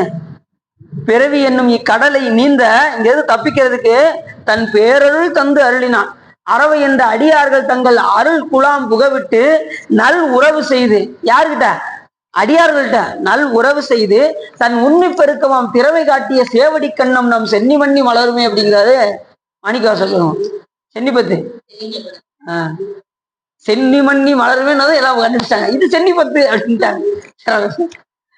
அவர் சொல்றாரு, இந்த பிறவில இருந்து நாம தப்பிக்கிறதுக்கு ஒரே வழி அடியார்கள் கூட்டத்திலே இருக்கணும். இதுக்கு ஒரு உதாரணம் சொல்லட்டுமா உங்களுக்கு?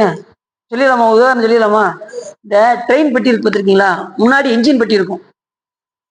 இந்த என்ஜின் பெட்டி இருக்கும், மற்றதுல எதுலையுமே என்ஜின் இருக்காது. நல்லா தெரிஞ்சுக்கோங்க. மற்றதுல காலி பெட்டியா இருக்கும். இந்த அத்தனை காலி பெட்டியும் தூக்கி அந்த முன்னாடி உள்ள இன்ஜின்ல ஜாயிண்ட் பண்ணிட்டோம்னு வச்சுக்கோங்க, இது எங்க போனாலும் இது காலி பெட்டி போகுமா போகாதான்? மெட்ராஸுக்கு போனா போகும், பெங்களூர் போனா போகும். அது போல மாணிக்க சொல்றாரு, எனக்கு எஞ்ஞானம் இல்லாதேன் இன்பப் பெருமானே, எனக்கு எந்த ஞானம் இல்லாதுன்னு பரவாயில்ல, அடியார் கூட சேர்ந்துட்டேன்னா நான் அவங்க எங்க போனாலும் அவங்க கூட நானும் என்ன செஞ்சிருவேன், அடியார்களோடு தொடர்பு வச்சுட்டா அவங்க அவங்க எங்க போவாங்க, அடியார்கள் எங்க போவாங்க, சிவபெருமான வழிபாடு பண்ணுவாங்க, சிவன் கோயிலுக்கு போவாங்க, சிவபெருமானை பத்தி போற்றி பாடுவாங்க, அவங்க கூட நாமளும் ஜாயிண்ட் ஆயிட்டோம்னா நாமளும் அந்த நிலையை அடையவும் அடைய மாட்டோமா? வேற ஒண்ணும் வேண்டாம். சேரமான் பெருமானோடு சுந்தரமுத்து சுவாமிகளோடு சேரமான் பெருமான் நட்பு கொண்டதுனால அவர் சேர்ந்து கையில போனாரா போலையா? அதரம்பையில் ஆரூரர் தோழமை சேர்தல் கொண்டவரோடு முன்னாளினி ஆடல் வெம்பரி மீதேரிமா கையிலேகி. யார் சொல்றா? அருணைநாத பெருமான் சொல்றார். அருமையான பாட்டு. நாத விந்து கலாதி நமோ நம வேத மந்திர சொரூபா நமோ நம்ம பாட்டுல சொல்றாரு, ஆதரம்பையில் ஆரூரர் தோழமை. ஆரூரர் தோழமை யாரு? நம்பியான நம்பி ஆரூராக வழங்கக்கூடிய சுந்தரமுத்து சுவாமிகளோடு சேரமான் பெருமான் நாயனார் நட்பு கொண்ட காரணத்தினால் இவர் யானையில போனாரு, இவர் அவருக்கு முன்னாடி குதிரையில போய் முன்னாடி நின்னாரு. அந்த நட்பு யாரோட வைக்கணும்? அடியார்களோடு வைக்கணும். அப்பனா தான் போக முடியும். அடியார்கள் இல்ல நான் தனியா வழிபாடு பண்ணுவேன் அப்படின்னு பண்ணணும்னா நாம தனியாவே இருக்க வேண்டியதான், கடை தர முடியாது. எப்பயுமே அடியார்களோட. எப்ப நீங்க தனியா வழிபாடு பண்ணணும் அப்படின்னா, நீங்க பூசை நேரத்துல மத்த தியானம் பண்ற நேரத்துல நீங்க தனியா வழிபாடு பண்ணணும். இந்த கூட்டு வழிபாடு பண்றீங்க பாருங்க, அந்த நேரத்துல கூட்டிக்கணும். இப்ப நீங்க தனியா பூசை பண்ற நேரத்துல நீங்க அடியார்களை சுத்தி வச்சுக்கிட்டு நீங்க பண்ண முடியாது. புரியுதா உங்களுக்கு? அது வந்து தனி வழிபாடு. அது உங்களுக்கும் அது ஆத்மார்த்தத்தை வச்சு நீங்க பூசை பண்ணும்போது உங்களுக்கும் சிவபெருமானுக்கும் உள்ள தொடர்பு பூசை பண்ணும்போது. மற்ற நேரத்துல அடியார்களோடு இந்த திருமுறைகள் பாடும்போது வழிபாடு செய்யும் போது அந்த நேரத்துல அடியார்களோடு நம்ம குடிக்கணும். இப்ப கூட்டு வழிபாடுக்கு என்ன சிறப்பு அப்படின்னா, இப்ப தேர் இருக்கு, ஒத்தையால இழுக்க முடியுமா? எல்லாரும் சேர்ந்து இழுத்தாதான் திருவள்ளுவர் சக்திய இருக்க முடியும். அப்படி கூட்டு வழிபாடு பண்ணும்போது கூட்டா இருந்து வழிபாடு செய்யும். அதுலயும் நம்ம சாப்பிட்றோம் பார்த்தீங்களா, உணவு சாப்பிட்றோமா, அந்த உணவுல அவ்வளவு விஷயங்கள் இருக்கு. இந்த அறுசுவை உணவு வைக்கும் போது அதுல என்ன வைப்பாங்க? கூட்டு பொரியல் வைப்பாங்க, பார்த்துருக்கீங்களா? ஒரு கூட்டு வைப்பாங்க, ஒரு பொரியல் வைப்பாங்களா? கூட்டுன்னா என்னங்கிறீங்க? அடியாரோடு கூடுவதுதான் கூட்டு. பொரியல் என்னது? பொறிஞ்சு பேசக்கூடாது. அப்பளம் நம்முடைய வினைகள் நொறுங்கணும், அப்பளம் மாதிரி நொறுங்கணும், அதுக்குதான் அப்பளம். அடியாருக்கு ஏன் அறுசுவை உணவு வைக்கிறோம்னு தெரிஞ்சுக்கோங்க. கடைசி பாயசம் தான் பேரின்பம், முக்தி. இது அவங்களுக்கு கடைசி என்ன சாப்பிடுறீங்க? பாயசம் சாப்பிட்டீங்களா? அதுதான் முக்தி. அன்னம் உணவு முக்தி தான். அன்னம் வந்து பேரின்பம், இது அன்னம் வந்து முக்தி, இது வந்து பாயசம் வந்து பேரின்பம், ஆனந்தம். அது மாதிரி ஒவ்வொரு இதுலயும் அந்த உணவுல வந்து பாத்தீங்கன்னா ஒவ்வொன்றுக்கும் ஒரு விஷயம் இருக்கு. அது மாதிரி இந்த ஊரை வந்து தொடறீங்க பாத்தீங்களா, மற்றவர்களுக்கு லேச அப்படி தொடத்தான் செய்யணும், அவங்கள போய் கூடக்கூடாது. நம்ம கூடுறது அடியாரோட மட்டும்தான் கூடணும், மற்றவங்களும் ஊர்வா தொடுற மாதிரி தொட்டு கூடணும். இது அவங்களுக்கு யார்கிட்ட? சொந்த பந்தங்கள்கிட்ட. இந்த தாமரை இலையில தண்ணி ஒட்டாத மாதிரி எடுத்துக்கிடணும். புரியுது அவங்களுக்கு? தாமரை இலையில தண்ணி ஒட்டுமா? கூடயே இருந்தாலும் கூட ஒட்டாது. அதே போல நம்ம உறவு எல்லாமே அடியார்கள்கிட்ட மட்டுமே வைத்துக் கொள்ள வேண்டுமே தவிர மற்றவரிடம் நாம் வைத்துக் கொள்ளக்கூடாது. அதனாலதான் சொன்னாரு, பிறவி என்னும் இக்கடலை நீந்த தன் பேரருள் தந்து அருளினான். அறவு என்ற அடியார்கள் தங்கள் அருள் குலாம் புகவிட்டு நல் உறவு செய்து தன் உண்மை பெருக்கமாம் திறமை காட்டிய சேவடி கண்ணம் நம் சென்னி மண்ணி மலருமே என்று மாணிக்கவாசகர் சொல்றாரு. அதுலயும் சொன்னாரு, அதுக்கப்புறம் அடியாரோட கூடினதுக்கு அப்புறம் சாமி மாணிக்கவாசகர் சொல்றாரு, சாமி நல்ல வேலை சாமி, என்னைய ஒரு வழியா என்னை இந்த அடியார் கூட்டத்துல வந்து என்னை கூட்டின அப்படின்னு. நீதியாவன யாவையும் நினைக்கிறேன் நினைப்பவரோடும் கூடேன். சாமி நான் நினைப்பவரோடெல்லாம் கூட்டிட்டேன்னா என்னுடைய வாழ்க்கை பாலா போயிருக்கும், நான் ரொம்ப மோசமா போயிருப்பேன். அப்படிலாம் என்னை விடாம எங்க சிவபெருமான் என்னை என்ன பண்ணார்னா என் அடியா என்று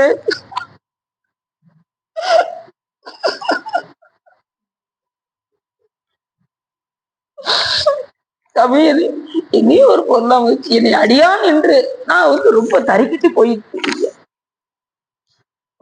பஞ்சாய அடிமடவால் கடைக்கண்ணால் இடர்பட்டு நஞ்சாய துயர்கூற நடுங்குவேன் என் அருளா உயிஞ்சேன் என் பெருமானே உடையானே அடியேனே அஞ்சேல் என்று ஆண்டவாரி என் அம்பலத்து அமுதே.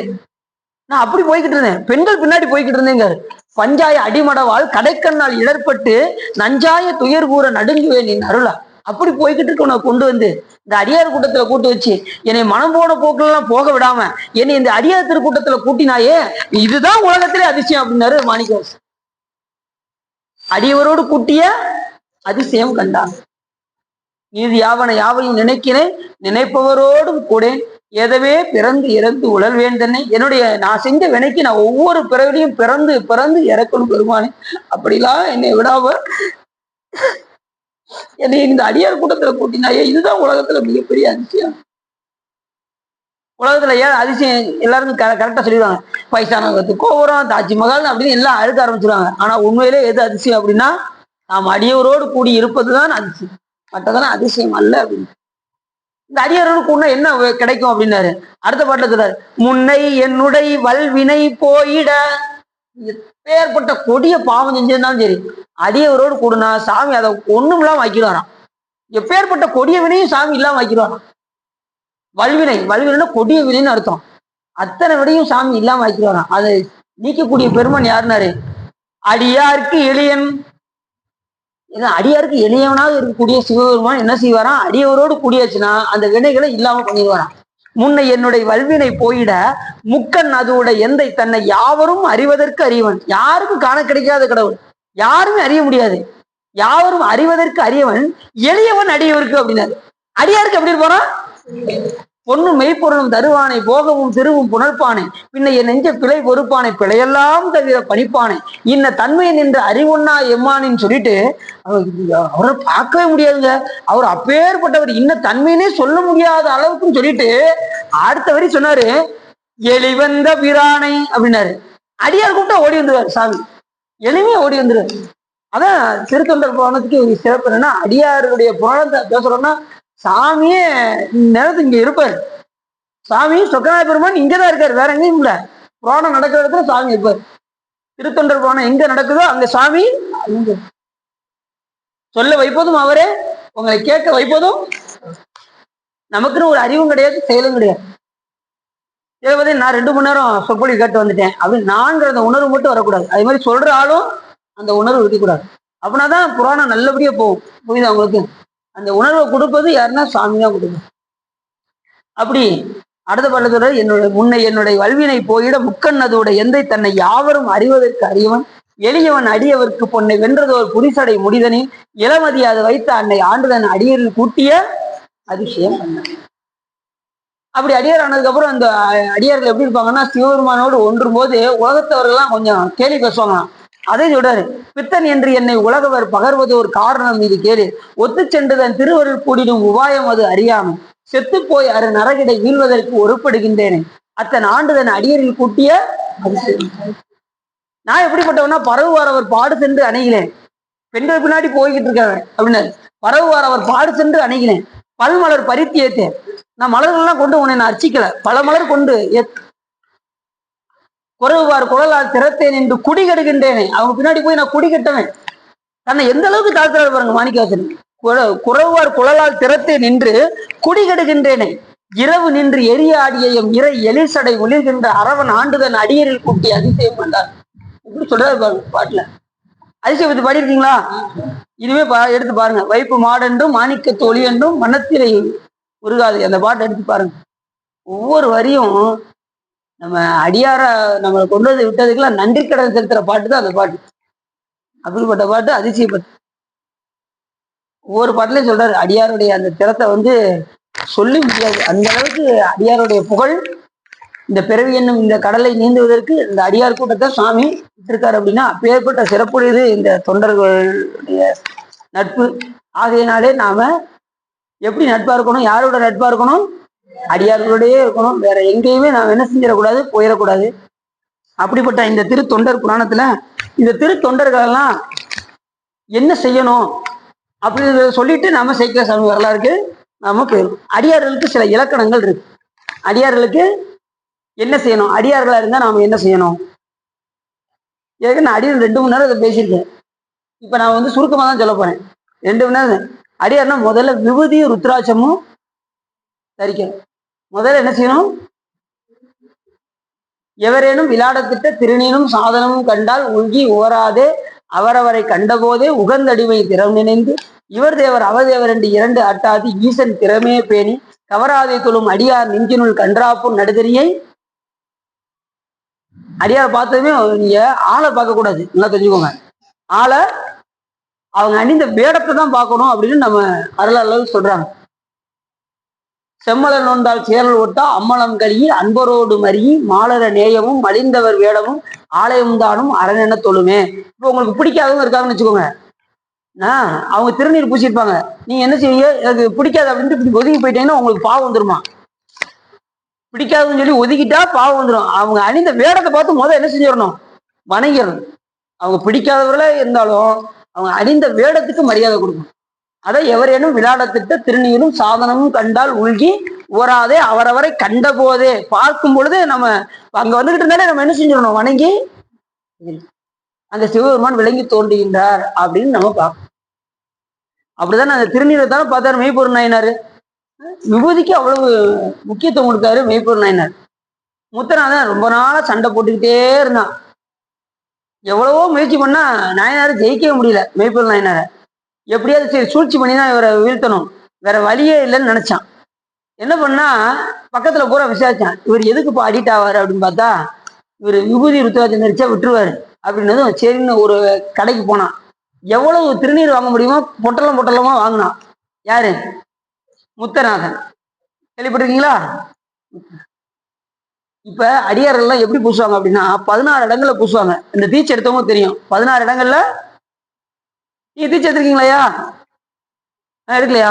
சரி, திருநீர் 16 இடங்கள்ல பூசணும். இந்த இருக்கு பாருங்க, இங்க இது சிரசு 1, நெற்றி 2, மார்பு 3, வயிறு 4, முட்டி 5, இது 6, அடுத்து 7, 8, 9, 10, 11, 12, பின்னாடி 13, இடை 14, 15, கடைசி கழுத்து 16. 16 இடங்களை திருநீர் பூசணும். அடியார்கள்னா 16 இடங்கள்ல பூசணும். இவன் என்ன பண்ணா முத்துநாதன் பொட்டலமா வாங்கி உடம்பு முழுவ பூசிட்டான். மெய்யெல்லாம் நீர் பூசி சேர்க்கலாம் சாமி அப்படி சொல்றாரு. மெய்யெல்லாம் மெய்னா உடம்பு, நல்லா தெரிஞ்சுக்கோங்க. இந்த உடம்பு பொய்யா மெய்யா? பொய்யா, இந்த உடம்பு பொய்யா. ஆனா மெய்ன்னு சொல்றாரு சாமி, உடம்ப மெய்ன்னு சொல்றாரு. மெய்யெல்லாம் நீர் பூசி. ஏன் அப்படின்னா, ஏன் இதுக்கு மெய் அப்படின்னா இது பொய்யான உடம்பு தான். இறைவன் இங்க உள்ள இருக்கிறதுனால இது என்ன பேரு இதுக்கு? மெய்யின். மெய்யெல்லாம் நீர் பூசி, எந்த இடத்துல பூசன்னே தெரியாம உடம்பெல்லாம் திருநீரை பூசி கொண்டான் முத்தநாதன். மெய்யெல்லாம் நீர் பூசி வேணிகன் முடித்து கட்டி, அப்படி ஜட மாதிரி வச்சு நாயனாரை வீழ்த்துவதற்கு என்னெல்லாம் சதி பண்றாங்க. மெய்யெல்லாம் நீர் பூசி வேணிகன் முடித்து கட்டி கையில் படைக்கிறந்த புத்தக கவலி ஏந்தி, புத்தகத்துக்குள்ள ஒரு கத்தி வச்சுக்கிட்டானா, கவலியாக்கி கத்தி எடுத்து வச்சுக்கிட்டு நேரா உள்ள போனான். எங்க போனா உள்ள போவுமே ஒவ்வொரு காவலரும் அவர் அணிந்த திருநீரை பார்த்ததுமே எல்லாம் விட்டுட்டாங்க. கடைசி தத்தன்கிற ஒரு காவலர் மட்டும் அவன் விடவே இல்லை. ஏன்னா அவர் பார்த்ததுமே தெரியுது இது அடியார் மாதிரி தெரியலையே அப்படின்னு அவருக்கு தெரியுது. ஆனா உள்ள அந்த சத்தத்தை கேட்டதும் மீட்பு என்ன பண்ணாரு, அவரை உள்ள விடுங்கன்னு சொல்லிடுறாரு. அதை பார்த்துட்டு அப்படி உள்ள போறாரு பாருங்க. போனதுமே நாயனாருக்கு தெரியுது வந்திருக்கிற ஆளு நம்மளை வீழ்த்ததான் வந்திருக்காருன்னு தெரியும். ஆனா பூசி இருக்கிறது என்னது? திறன். அவரால் ஒன்றும் செய்ய முடியல. வந்திருப்பது சிவமே நினைச்சு திருநீரை மட்டும்தான் பார்த்தாரு. ஆளை பார்த்துருந்தா என்ன செஞ்சிருப்பாரு? சண்டைக்கு போயிருப்பாரா? போக மாட்டாரா? ஆனா அவர் பார்த்தது என்னது? வேடத்தை மட்டுமே பார்த்தார். வேடத்தை தான் பார்த்தாரு, ஆளை பார்க்கல. நல்லா தெரியும், பகைவன் கூட பார்க்கல. அவர் அணிந்த வேடத்துல சிவபெருமான் விளங்கி தோன்றுகின்றார். அந்த திறத்தை மட்டுமே பார்த்தாரே தவிர எதையுமே பார்க்க. மெய்யெல்லாம் நீர் பூசி வேணிகன் முடித்து கட்டி கையில் படைக்கிறந்த புத்தக கவலி ஏந்தி மைபதி விளக்கே என்ன மனதினுள் கருப்பு வைத்து. இந்த விளக்குல வெளியில பிரகாசமா எரியும், அந்த திரி முனையில எப்படி இருக்கும்? கண்டங்கரேன்னு இருக்கும். அது போல முத்தநாதன் வெளியில பிரகாசமா திருநீர் பூசிட்டு அதுல ஒண்ணு இருக்குடியா என்ன உள்ளுக்குள்ள என்னதான் அந்த கருப்பு எப்படி இருக்கோ அதே போல வஞ்சக எண்ணத்தோடு உள்ளவங்க நாயனாரை வீழ்த்துது. அப்ப எப்படி இருக்கான்னு பாருங்க. அப்படி உள்ள போனதுமே அவர் போய் ஆசை, அதுவும் சொன்னது என்ன சொன்னார் அப்படின்னா, உங்க சிவபெருமான் என்ன சொல்லியிருக்கணும், நம்ம சிவபெருமான் அருளிய ஆகமத்துல ஒன்னு சொல்ல வந்திருக்கேன்னு சொல்லணும். உங்க சிவபெருமான் அருளிய நூல்ல நான் ஒண்ணு கொண்டு வந்திருக்கேன் அப்படின்னு பாருங்க. அதுலயும் கண்டுபிடிச்சிடாரு நாயனார். இன்னைக்கு நம்மளுடைய உயிர் இவரால் தான் போக போகிறது அப்படின்னு முடிவு பண்ணிட்டார். உடனே திருவடியில போய் விழுந்தாரு பாருங்க. அடுத்த நிமிஷமே சேக்கிராசாமி அந்த இடத்துல எழுதுறாரு. எப்படி எழுதுறாருன்னா, தான் நினைந்த அப்பரிசே செய்தார் அப்படின்னு. எந்த காரியத்தோட வந்தாரோ அந்த காரியத்தை முடித்தார். இப்ப நம்ம ஆளுகளை எழுத சொல்லுங்க, எப்படி தெரியுமா எழுதுவாங்க? கத்தியால் குத்தினார், ரத்தம் சொல்லு சொல்லு சொல்லு சொல்லு என்று வந்தது, அப்படித்தானே எழுதுவாங்க. அப்படிலாம் அருளாளர்கள் அப்படி எழுத மாட்டாங்க. தான் நினைந்த அப்பரிசே செய்தார், எதை நினைத்து வந்தாரோ அந்த பரிசை செய்து முடித்தாரு அப்படின்னாரு. அடுத்த நிமிஷமே நாயனார் எங்க போயிட்டாரு? சிவலோகம் போயிட்டாரு. ரெண்டாவது உயிரை கையில பிடிச்சிருந்தாரு. தத்தன் வேகமா ஓடி வந்து அவரை கொல்ல வந்தார். உடனே இவனை ஊர் எல்லையில கொண்டு போய் விட்டு வந்துரு அப்படின்னாரு சாமி. உடனே விட்டுட்டு வர வரைக்கும் உயிரை கையில பிடிச்சிட்டு இருந்தாராம் மெய்ப்பொருள் நாயனார். அப்ப சொல்லுவாரு, ஐயன் எனக்கு செய்தது யார் செய்ய வல்லார் அப்படின்னாரு. சிவபெருமானை தவிர அவர் யாருமே ஐயான்னு கூப்பிட்டது இல்லை. ஆனா அந்த தத்தனை பார்த்து மெய்ப்பொருள் நாயனார் சொன்னாரு, ஐயன் எனக்கு செய்தது யார் செய்ய வல்லார். அப்பேற்பட்ட சிறப்புடைய நாயனார் மெய்ப்பொருள் நாயனார். அந்த வேடம் பாதுகாக்க வேண்டும் என்பதற்காக கடைசி உயிர் துறக்கும் போது கூட என்ன சொன்னார்னா, நாட்டில் உள்ள அனைவரும் விபூதியை பாதுகாருங்கள் அப்படின்னு சொல்லிட்டு அப்படியே சிவபெருமான் திருவடி பிடிச்சார். திருநீற்றினுடைய பெருமை உணர்த்த வந்த ஞானசம்பந்த பெருமான் பேர்பட்ட தனிச்சிறப்புடைய திருஞானசம்பந்த பெருமான் ஒரு காரணம் ரெண்டு காரணத்துக்கெல்லாம் வரல. திருஞானசம்பந்தர் பார்த்துருக்கீங்களா? ஞானசம்பந்த பெருமான் இங்க கூட வச்சிருங்க சார், இங்க கொடுங்க, இந்த பக்கத்துல வச்சிருங்க.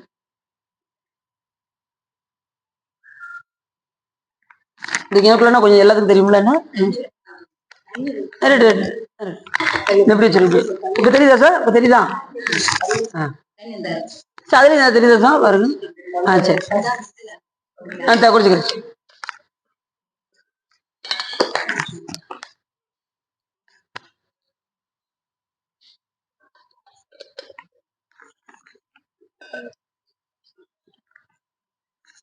அப்படி ஞானசம்பந்த பெருமான் நமக்கு தெரிஞ்சதெல்லாம் மந்திரமாவது நீர், வானவரம் மேலது நீர், இந்த பதியம் பாடுறதுக்கு தான் வந்திருக்கா நம்ம நினைப்போம். கிட்டத்தட்ட 21 காரணத்துக்காக வர்றாரு ஞானசம்பந்த பெருமான். அருக்கன் முதற்கோண அனைத்தும் அழகிய உச்சங்களிலே பெருக்க நல் வழியுடன் பேணிய நல் லோரையல திருக்கிளரும் ஆதிரையினால் திசை விளங்க பரசமய தருக்கு ஒளிய தொண்டர் மனம் சைவமும் வைதிகமும் தலைத்தோங்க தொண்டர் மனம் களிசிறப்ப தூய திரு நீட்டு நெறி என் திசையும் தனி நடப்ப அண்டர் உலாம் அதிசயிப்ப அந்தனர் ஆகுதி வருக வண்டவில் செய்தவும் நிரம்ப மாதவத்தோர் செயல் வாய்ப்ப திசை அனைத்தும் பெருமையெல்லாம் தென் திசை வெண்டேற விசையுலகும் பிற உலகும் மேதினியே தனிவல்ல அசைவில் செல்லும் தமிழ் விளக்கே அயல் விளக்கின் துறைவல்ல இசை முழுதும் மெய்யறிவும் இடம் கொள்ளும் நிலை பெறுக தாளுடைய படைப்பெண்ணும் தொழில்தன்மை தலைமை பெற நாளுடைய நிகழ்காலம் எதிர்காலம் அவை நீங்க ஆளுடைய திருத்தோணி அமர்ந்தவரான் அருள்பெறுக அவம்பெருக்கும் தன்மையிலே சாவில் சராசரங்கள் எல்லாம் சிவம்பெருக்கும் பிள்ளையார் திரு அவதாரம் செய்தார் அப்படிங்கிறாரு ஞானசம்பந்த பெருமானை பத்தி சேக்கிராசாமி சொல்றாரு. இத்தனை காரணத்துக்காக வந்திருக்காரு அப்படின்னு நமக்கு தெரிஞ்சதெல்லாம் திருநீற்றினுடைய பெருமையை உணர்த்துவதற்காக வந்திருக்காருன்னு மட்டும்தான் தெரியும். ஆனா இத்தனை சிறப்புக்காக ஞானசம்பந்த பெருமான் வர்றாரு. ஏற்கனவே முக்தி அடைந்த ஆன்மாவை கொண்டு வந்து பிறக்க வச்சிருக்காரு பாருங்க சாமி. யாருக்காக? எல்லாம் நமக்காக. நமக்கு இந்த பதியெல்லாம் கிடைக்கலன்னு நம்ம உய்வடைய முடியாது. அதனால நமக்காக வந்து அவதாரம் செய்ய வச்சு பதியெல்லாம் கொடுத்து நம்ம இப்படி இதை பாடியாவது கடை தேரட்டுன்னு கொடுத்தா நாம அதை பாடுறதுக்கு என்ன செய்யறோம்? என்ன சிவா தேவரம் படிக்கிறதுக்கா? எப்ப சிவா? 2 மணி நேரமா? இல்ல சார், எனக்கு முக்கியமான வேலை இருக்கு, நான் நாளைக்கு வரட்டுமா அப்படின்னு என்ன செய்யறோம்? சமாளிச்சுட்டே இருக்கும். நல்ல நீங்க பாடல்ல ஒன்றுனீங்கன்னா உங்களுக்கு டைம் போறது தெரியாது. நீங்க டயத்தை பார்த்துக்கிட்டே இருந்தீங்கன்னா உங்களுக்கு பாடுறதுக்கு எப்படா முடியும் அப்படிங்கிற மாதிரி வரும். நீங்க எதுலையுமே நல்லா தெரிஞ்சுக்கோங்க, எந்த ஒரு பொருளையும் நீங்க அழுதுனீங்கன்னா அந்த காலம் போறது உங்களுக்கு தெரியாது. நீங்க கண்ணை மூடி தியானம் செய்தால் கூட நீங்க நாள் போறது தெரியாது. அதனாலதான் சொன்னாரு, ஓங்கி ஒடுங்கி நிறைவேற்ற உத்தமர் அது உள்ளம் அங்கே நவனும் அங்கில்லை இராப்பகல் இல்லை அப்படின்னு திருமலதேவன் சொல்றாரு. ஒரு பையன் கடற்கரையில போய் உட்காந்து தியானம் பண்ணிக்கிட்டு இருந்தான். எப்பயுமே ஒரு பிள்ளைகளோட சேர்ந்து விளையாடுவான் இந்த கடற்கரையில போய். இவன் மட்டும் விளையாண்டுக்கிட்டு இருக்கும்போது இவன் மட்டும் போய் தனியா உட்காந்து தியானம் பண்ணுவான். அதுக்கப்புறம் எல்லாம் விளையாண்டு முடிச்சுட்டு அவனை கூப்பிட்டு வாடா வீட்டுக்கு போண்டா அப்படின்னு சொல்லி கூப்பிட்டு போவாங்க. இப்படி ஒரு நாள் கடற்கரைக்கு போனாங்க. போகும்போது அந்த பையன் மட்டும் எப்பயும் போல தனியா அங்க உட்காந்து தியானம் பண்ணான். இவங்க விளையாண்டவங்க அவனை கூப்பிட்டு போகாம மறந்துட்டு போயிட்டாங்க. திடீர்னு ஒரு நாள் கண்ணை முழிச்சான். முடிச்சுட்டு அங்கக்குள்ள பார்த்தா வேற யாரோ விளையாண்டுக்கிட்டு இருந்தாங்க பிள்ளை. கேட்கான் என்னுடைய நண்பர் யாருன்னு கேட்கான். அந்த மாதிரி நண்பர்லாம் கிட்டத்தட்ட ஒரு 300 வருஷம் இருக்குமே அப்படின்னாங்க. எத்தனை வருஷம்? அவன் கண்ணை மூடி எத்தனை வருஷம் ஆச்சு? 300 வருஷம் ஆச்சான். அது கண்ணை மூடி உள்ள போயிட்டோம்னா சிவத்துல அழுதுட்டோம்னா நமக்கு நாள் போறது தெரியாது, இராப்பகல் தெரியாது. இராப்பகல் அற்ற இடத்துல தான் இறைவனை நம்ம பார்க்க முடியும். இந்த இரவு பகல்லாம் இறைவனை நம்ம என்ன செய்ய முடியாது, பார்க்க முடியும். அதுக்கெல்லாம் நிறைய ஞானம் வேணும். ஞானம் இருந்தா தான் இறைவனை பார்க்க முடியும். ஞானத்தை கொடுத்தாலன்றி மோட்சம் கொடான்னு நமக்கு நூல்கள் சொல்லுது. ஞானம் நமக்கு வர, அதற்கு அடிப்படை அடியாருடைய வழிபாடு நமக்கு தேவை. நமக்கு 3 வழிபாடு ரொம்ப முக்கியமானது. ஒன்று குரு, அடுத்து லிங்கம், அடுத்து சங்கமம். சங்கமம் தான் அடியாருடைய வழிபாடு. குருவை சிவமாக பார்ப்பது, லிங்கத்தை சிவமாக பார்ப்பது, அடியாருடைய திருவேடத்தை சிவமாக பார்ப்பது. அதுதான் நமக்கு நூல் சொல்லுது. இப்போ உதாரணத்துக்கு சொல்றேனே, இப்போ பஞ்சமூர்த்தி புறப்பாடு வருது. கோயில பஞ்சமூர்த்தி புறப்பாடு வருதா? வரலையா? பஞ்சமூர்த்தி வருவாங்களா? அது முன்னாடி வரக்கூடிய விநாயகப் பெருமானும் முருகப்பெருமானும் குரு, நடுவுல சுவாமி அம்பாளும் லிங்கம், கடைசி இருக்கக்கூடிய சண்டீச நாயனார் சங்கம். இப்ப நீங்க பஞ்சபுராணம் பாடுறீங்களா? பஞ்சபுராணம் பாடுறீங்களா? பஞ்சபுராணத்துல முதல்ல இருக்கக்கூடிய தேவாரமும் திருவாசகமும் குரு, நடுவில் இருக்கக்கூடிய திருவிசைப்பாவும் திருப்பல்லாண்டும் லிங்கம், கடைசியில் இருக்கக்கூடிய பெரிய புராணம் சங்கமம், அடியார் வழிபாடு. எப்பயுமே இந்த 3 வழிபாடு தான் நமக்கு ரொம்ப ரொம்ப முக்கியமானது. இந்த 3 வரையும் சிவமா வழிபாடு செஞ்சா இறைவன் எல்லா இடத்திலையும், சிவபெருமான் எல்லா உயிர்களிலும் கலந்திருக்கின்றான் என்கின்ற உணர்வு நமக்கு வரும். அப்படி எல்லா உயிரிலும் கலந்திருக்கிறான் என்கின்ற உணர்வு வந்ததுக்கு அப்புறம் தான் அவன் எல்லா பொருள்களிலும் கலந்திருக்கின்றான் என்கின்ற உணர்வு அதுக்கப்புறம் தான் வரும். உடனே எல்லாம் வந்துடாது. பார்க்கும் இடமெல்லாம் எங்கும் நீக்கம் வர நிற்கின்ற பரிபூரணந்தமாக எப்ப தெரியும் அப்படின்னா கடைசி தான் தெரியும். அது வரைக்கும் நமக்கு தெரியாது. பார்க்கும் இடம் எல்லாம் எங்கும் நீக்கம் வர எல்லா பொருளையும் ஈஸ்வரை காணும். உடனே எல்லாம் வந்துடாது. பல்வேறு பிறவிகள்ல நமக்கும் இது அவங்களுக்கு. அப்படி இந்த அடியார் வழிபாடு வந்து ரொம்ப முக்கியமானது. எப்பயுமே திரு தொண்டர்களோடையே தான் நம்ம எப்பயுமே இருக்கணும். இதை தாண்டி நாம எங்கேயுமே போயிடக்கூடாது. அப்படிப்பட்ட இந்த திருத்தொண்டர் புராணத்தை இயற்றியவர் யார் அப்படின்னா சேக்கிழார் சுவாமிகள். கேள்விப்பட்டிருக்கீங்களா? அதுல அந்த அடியார் இலக்கணத்தை நம்ம சொல்லும்போது முதல் இலக்கணம் என்ன சொன்னேன்? விபூதி ருத்ராட்சம். இலக்கணம் சொல்லியாச்சு. 2வது இலக்கணம் அப்படி என்ன அப்படின்னா, முதல்ல நம்ம அடிப்படையில நம்ம என்ன செஞ்சிருவோம்? விபூதி ருத்ராட்சமாங்க, அது தரிக்கணுமாங்க. சில பேர் பார்த்தீங்கன்னா எல்லாராலையும் என்ன செய்ய முடியாது, விபூதி தரிக்க முடியாது. சில பேர் பார்த்தீங்கன்னா காலையில போட்டு மதியம் அந்த சாப்பிடணும் கொஞ்சம் கழட்டி வச்சிருக்குமா அப்படின்னு கேட்குற ஆள்லாம் இருக்காங்கல்ல. எல்லாராலையும் என்ன செய்ய முடியாது, இது போட முடியாது. இறைவன் அருள் இல்லாம யாருமே விபூதி ருத்ராட்சம் வைக்க முடியும். அது கூட அது சொல்றாரு ஞானசம்பந்த பெருமான் சொல்றாரு, யாரு விபூதி ருத்ராட்சம் தரிக்க வேண்டும், யாரு தரிப்பார் அப்படின்னு சொல்றாரு. மருந்து வேண்டில் இவை மந்திரங்கள் இவை புரிந்து கேட்கப்படும் புண்ணியங்கள் இவை திருந்து தேவன் கூடி தேவதேவைதிய அருந்தவ தோதொழும் அடிகள் வேடங்களே. யார் சொல்றா? அருந்தவம் பண்ணியிருந்தா தான் இந்த வேடத்தை அணிய முடியினாரு. அருந்தவத்தோர்தொழும் அடிகள் வேடங்களே. அப்ப விபூதி ருத்ராட்சம் தரிக்கணும்னா அதுக்கு அருந்தவம் பண்ணியிருக்கணும். ஏற்கனவே பண்டை பிறவில் செய்து வச்சிருந்தா இந்த பிறவில வரும். செய்து வைக்கல அப்படின்னா வராது. இப்ப நீங்களும் அந்த அருந்தவம் செஞ்சிருக்கிறதுனாலதான் இங்க வந்து புராணம் கேட்டுக்கிட்டு இருக்கீங்க. விபூதி ருத்ராட்சம் தரிச்சு இங்க உட்காந்து சிவபெருமானுக்கு அடிமையாகி, சிவபெருமானுக்கு எப்பயுமே அடிமைத்தனத்தோடே இருக்கணும். அவன் ஆண்டான், நம்ம அடிமைங்கிற திறம் மட்டும் எப்பயுமே இருக்கணும். முக்தி அடைந்தாலும் கூட இந்த ஆன்மா இறைவனுக்கு அடிமைங்கிறத மட்டும் மறந்துடக்கூடாது. சிலவர் அங்கேயும் போய் நாம அடிமையா இருக்கணுமா சிவா அப்படின்னு சொல்றவங்களாம் இருக்காங்க. அது இறைவனுக்கு அடிமையா இருக்கிறது நமக்கு பெருமை. நல்லா தெரிஞ்சுக்கோங்க. அந்த ஆண்டாளுக்கு நாம அடிமையா இருக்கிறது பெருமை. அதை வந்து இழிவா நினைக்க கூடாது. ஏன்னா அங்க போனாலும் அவர் தான் நம்மளை காக்கணும். ஏற்கனவே கேவல நிலையிலும் நம்மளை காத்தாரு, இப்பயும் நம்மளை காத்துக்கிட்டு இருக்காரு. முக்திக்கு போனாலும் அவர் தான் காக்கணும். அதனாலதான் மாணிக்கவாசக பெருமான் சொன்னாரு, சிவமாக்கி என்னை ஆண்ட அத்தன் எனக்கு அருளியவார் ஆறு வருவார். அப்ப சிவமா ஆக்கினாலும் கூட யாருதான் ஆளணும்? அங்க சிவபெருமான் தான் ஆளணும். நம்மளை பேர்வதை கொடுத்து நுகர செஞ்சுட்டு அவர் தான் இருந்து நம்மளை அதை நுகர வைக்கணும். நம்மளெல்லாம் எந்த ஆற்றலும் கிடையாது. நல்லா தெரிஞ்சுக்கணும். இந்த உயிருக்கு தன்னிச்சு இயங்கக்கூடிய ஆற்றல் எதுவுமே கிடையாது. இந்த அறிவு இச்சை செயலை முதற்கொண்டு இறைவன் தான் நமக்கு தூண்டுறதை தவிர நமக்குன்னு ஒரு அறிவும் இல்லை, ஒரு செயலும் இல்லை. இதுக்கு அறிவு இருக்கா? ஆகா, தண்ணி கொட்டுதான். இந்த பொருளுக்கு அறிவு இருக்கா? இந்த சடத்துக்கும் நமக்கும் ரொம்ப வித்தியாசம் கிடையாது. இது அறிவிச்சா அறியாது, நாம ஏதோ கொஞ்சம் அறிவோம், அவ்வளவுதான் அறிவு. நம்ம அறிவெல்லாம் உடனே நம்ம கொஞ்சம் விஷயம் தெரிஞ்சுன்னா உடனே நான் போயிடுவோம். இறைவன் அறிவிக்காம எந்த உயிரும் இது அறியாது. அதை மட்டும் நல்லா தெரிஞ்சுக்கணும். நம்மளால ஆகக்கூடிய காரியம் ஒன்றும் இல்லை. நமக்குன்னு ஒரு அறிவு இல்லை, நமக்கு என்று ஒரு செயலும் இல்லைங்கிற திறம் தான் ஏகனாகி நிற்றல், இறைவனி நிற்றல்னு பேரு. இறைவனி நிற்றல்னு என்ன நினைக்கிறீங்க? நீங்க உலக பணி செஞ்சா கூட என்னுடைய செயல் அல்லன்னு நினைச்சு செய்யணும். அதுதான் ரொம்ப முக்கியம். எல்லாம் காலையில இருந்து சாயங்காலம் வரைக்கும் உலக பணி பண்ணோம், நானே பண்ணேன்னா பாருங்களேன் அப்படின்னு சொன்னோன்னு வச்சுக்கோங்க, ஆணவ மலத்தின் செயலாயிரும். இறைவன் செய்ய வைக்கிறான், நம்ம செய்யறோம். நம்மளால ஆகக்கூடிய காரியம் ஒண்ணும் இல்லை. அவன் இயக்கிறான், நம்ம இயங்குறோம். அவன் ஆட்டி வைக்கிறான், நம்ம ஆடுறோம். அவன் பாட்டு வைக்கிறான், நம்ம பாடுறோம். அவன் பணி வைக்கிறான், நம்ம பணிகிறோம். அவன் உருவி வைக்கிறான், நம்ம உருகுறோம். அப்படிங்கிற திறத்திலே தான் இருக்கணும். ஆட்டு வித்தால் ஆறுவர் ஆடாதாரே, அடக்கு வித்தால் ஆறுவர் அடங்காதாரே, ஓட்டு வித்தால் ஆறுவர் ஓடாதாரே. கூப்பிடும்போது யாரும் போகாம இருக்க முடியாது. கண்டிப்பா ஒரு நாள் எங்க போய்த்தான் ஆகணும், அங்க போய்த்தான் ஆகணும். மாட்டேன்னு சொல்ல முடியாது. ஓட்டு வித்தால் ஆறுவர் ஓடாதாரே, உருகு வித்தால் ஆறுவர் உருகாதாரே, பாட்டு வித்தால் ஆறுவர் பாடாதாரே, பணி வித்தால் ஆறுவர் பணியாதாரே, காட்டு வித்தால் ஆறுவர் காணாதாரே, காண்பாராய் கண்ணுதலாய் கட்டாக்கான். சாமி பார்த்து காட்டினாதான் எதையும் பார்க்க முடியும். இப்போ நீங்க திருத்தல யாத்திரைலாம் போறீங்கன்னு வச்சுக்கோங்க, சிவபெருமான் பார்த்து காட்டணும். நீ எதை பார்க்கணுமோ அதை மட்டும்தான் காட்டுவாரு, மற்றதை காட்ட மாட்டாரு. நல்லா தெரிஞ்சுக்கோங்க.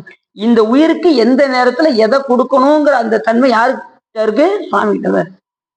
எதையும் அதுக்கு மீறி எதையும் உங்களுக்கு கொடுக்க மாட்டார். உங்களுக்கு என்ன தேவையோ அதை மட்டும் கொடுக்கும். அது எது மூலியம் செய்யறாருன்னா, சுவாமி தன் சக்தியின் மூலியமாகத்தான் எல்லாமே செய்யறாரு. இப்ப நடராஜ பெருமான் பக்கத்துல அம்பாள் இருக்காங்களா? நடராஜ பெருமான் பக்கத்துல எந்த அம்பாள் இருக்காங்க? அப்பாட, எல்லாத்துக்கும் 100க்கு 100 மார்க்கு. அந்த சிவகாமி அம்பாள் சிவத்தை காண்பிப்பவள், அதனால சிவகாமின்னு பேரு. அந்த சிவகாமி அம்பாள் இப்படி பார்க்க இருக்க கூடாது, லேச அப்படி திரும்பின மாதிரி இருக்கணும். அந்த மூர்த்தம் எப்படி இருக்கணும்? லேச திரும்பி சாமியை பார்த்துருக்க கூடாது, சாமியை கொஞ்சம் இப்படி திரும்பின மாதிரி இருக்கணும். என்ன காரணம் அப்படின்னா, இந்த உயிர்களுக்கு சிவபெருமானிடமிருந்து அருளை வாங்கி இந்த உயிர்களுக்கு ஊட்டுவாங்க. எப்படின்னா, எது போல அப்படின்னா, இப்ப குழந்தைக்கு நோய் இருக்குன்னு வச்சுக்கோங்க. பச்சை குழந்தைக்கு நோய் இருக்கு. இப்ப இந்த தாய் என்ன செய்வா? அப்படி மாத்திரையை வாங்கி பொடியாக்கி முழுங்கு முழுங்கு அப்படின்னா கொடுப்பான். அந்த தாய் என்ன செய்வா? தான் அந்த மருந்தை உண்டு முளைப்பால் வழியாக அந்த குழந்தைக்கு கொடுத்து நோயை தீர்ப்பா. அப்படித்தானே செய்வா? அப்படித்தானே தாய் செய்வா? அதே போல நம்ம உமையம்மை சிவபெருமானிடமிருந்து அருளை வாங்கி இந்த உயிர்களுக்கு ஊட்டுகின்றார். இது அவங்களுக்கு தன் அருளின் மூலியமாக, கருணை மூலியமாக இந்த உயிர்களுக்கு அம்பாள் ஊட்டுகின்றார். இது அவங்களுக்கு புரிஞ்சிச்சா? இப்படிதான் சாமி நமக்கு கருணை செய்யறார் ஒவ்வொரு உயிர்களுக்கும். இப்ப அதுவும் பாத்தீங்கன்னா, ஒவ்வொரு உயிரும் ஒவ்வொரு பக்குவத்துல இருக்கு. ஒவ்வொரு உயிரும் ஒரு ஆள் மாதிரி ஒருத்தர் இருக்க மாட்டாங்க. ஒருத்தவங்க பார்த்தீங்கன்னா ரொம்ப முரடா இருப்பாங்க, சில பேர் ஹார்டா இருப்பாங்க, ஒருத்தவங்க வந்து சாஃப்டா இருப்பாங்க. ஒவ்வொருத்தரும் ஒவ்வொருத்தர் தகுந்த மாதிரி ஆணவமலம் வேலை செய்யும். ஆணவமலம் இருக்கிறதுனாலதான் நம்ம பிறவில இருக்கோம். அந்த நீங்கிருச்சுன்னா நம்ம இங்க இருக்க மாட்டோம். இது அவங்களுக்கு. இப்ப ஒவ்வொரு உயிருடைய பக்குவத்தை எடுத்துக்கிட்டுன்னு வச்சுக்கோங்களேன். இப்ப பச்சை குழந்தைக்கு 2 இட்லி கொடுத்தா சரியா போமா? பச்சை குழந்தைக்கு எவ்வளவு கொடுக்கணும்? சாப்பாடு எவ்வளவு கொடுக்கணும்? சங்குல தான் ஊத்தி கொடுக்கணும். பச்சை குழந்தைக்கு எதுல கொடுக்கணும்? சங்குல ஊத்தி கொடுத்தாதான் அது அதோடைய பசி தீரும். அது போய் 2 இட்லியை கொடுத்து தின்னு தின்னு அப்படின்னா சாப்பிடுமா? சாப்பிடாது. சரி, ஒரு 5 வயசு பையனுக்கு அவனுக்கு ஒரு 2 இட்லி 3 இட்லி கொடுத்தா அவன் சாப்பிடுவான். வயசான ஆளுக்கு ஒரு ஒரு ஒரு 40 வயசு ஆளுக்கு அவருக்கு நீ ஒரு 2 இட்லி போட்டு சாப்பிடுங்க அப்படின்னு அவர் சாப்பிடுவாரா? போயாங்கிட்ட ஒரு 7 இட்லி வையா அப்படின்னு சாப்பிடும். இது அவங்களுக்கு அதுக்கு தகுந்த மாதிரி தான் உணவு கொடுக்கணும். இப்படி ஒவ்வொரு உயிர் பக்குவத்துக்கு தகுந்தவாறு தான் சாமி என்ன பண்ணுவாரு? அந்த உணர்வை ஊட்டுவார், அந்த அருளை. இப்ப இந்த உயிர் இந்த பக்குவத்துல இருக்கு, சரி அப்ப இந்த நேரத்துல இதுக்கு இதை கொடுக்கணும் அப்படிங்கிற திறம் யார்கிட்ட இருக்குன்னா சிவபெருமான்கிட்ட தான் இருக்கு. எந்த நேரத்துல எதை காட்டணும் அப்படிங்கிறதும் சாமி கிட்ட தான் இருக்கு. அந்தந்த உயிர் பக்குவத்துக்கு தகுந்தவாறு ஊட்டுவார். புரியுது அவங்களுக்கு? அப்படிதான் இறைவனுடைய கணக்கு வந்து அப்படிதான். இப்படி ஒவ்வொரு உயிருக்கு தகுந்தவாறு, அந்த ஆணவமலத்துக்கு தகுந்தவாறு தன்னை காட்டுவித்தால், அதாவது கூட்டுவதும் ஒன்றொன்றை கூட்டி பிரிப்பதும், காட்டுவதும் ஒன்றொன்றை காட்டி மறைப்பதும் கண்ணுதலோன் முன்னமைத்த ஏற்றின்படி என்று. சொக்கநாத பெருமாள் சொக்கநாதன் போலவர் ஏற்கனவே சாமி எழுதி வச்சிருக்காரு, அதுபடிதான் நடக்கும். இங்க வந்ததுக்கு அப்புறம் உங்களுடைய முயற்சி என்ன அப்படின்னா, நீங்க வழிபாடு செஞ்சீங்கன்னா சாமி நம்மள கொஞ்சம் மாத்துவாரு. இப்ப செம்பு பாத்திரத்துல அழுக்கா இருக்குன்னு வச்சுக்கோங்களேன், நீங்க என்ன செய்வீங்க? அழுக்க நல்லா கழுவி அப்படின்னு ஐயா இன்னும் 2 இடத்துல அழுக்கு இருக்கேன் அப்படின்னு என்ன செய்வீங்க?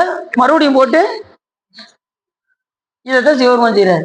ஒவ்வொரு பிறவி இது ஏதாவது தேடி இருக்கான்னு பார்ப்போம், இன்னும் 4 ஆண்டுகிட்டு இருக்கு போடு, இன்னும் 2 பிறவியை போடு, மறுபடியும் எடுப்பாரு. இன்னும் இது தேடுற மாதிரி தெரியல போ. இப்படிதான் பிறவி கொடுத்துக்கிட்டே இருக்காரு. ஒவ்வொரு பிறவிலையும் நம்ம ஆணவமெல்லாம் அடங்கவே மாட்டேங்குது. ஒவ்வொரு பிறவிலையும் அதுக்கு என்ன செய்யணும்னாரு, இந்த பிறவில இருந்து நீங்க தப்பணுமா ஒண்ணு செய்யுங்க. திருநாமம் அஞ்செழுத்தும் செப்பாராயில், அஞ்செழுத்த சொல்லுங்க. திறமொருகால் தீவன்னர் பேசாராயில், சிவபெருமானை பத்தி பேசிக்கிட்டே இருங்க. ஒரு காலம் திருக்கோயில் சூழாராயில், ஒரு நாளைக்கு ஒரு தடவைனாவது கோயில போய் வளம் பண்ணுங்க சாமியை. அப்பயே தெரிஞ்சிருக்கு அப்போ சாமிகளுக்கு, பின்னொரு காலத்துலலாம் யாரும் கோயிலுக்கே போக மாட்டாங்க, ஒரு வேளையாவது கோயில் போகணும் அப்படின்னு சொல்லி என்ன செஞ்சிருக்காரு, ஒரு காலம் திருக்கோயில் சூழாராய் உண்பதன் முன் மலர் பறித்துட்டு உண்ணாராய். இவங்க அவசர அவசரமா போய் சாப்பிட ஆரம்பிச்சிருவாங்க. அதனால உண்பதன் முன் மலர் பறித்துட்டு, அது எப்ப அந்த வண்டுகள் போய் அந்த மலருடைய தேனை உண்பதன் முன் அந்த மலரை பறிக்கணும். அப்ப எத்தனை மணி இருக்கும்னு நினைக்கிறீங்க? எத்தனை மணிக்கு பறிக்கணும்? 6 மணிக்குள்ள பறிக்கணும்.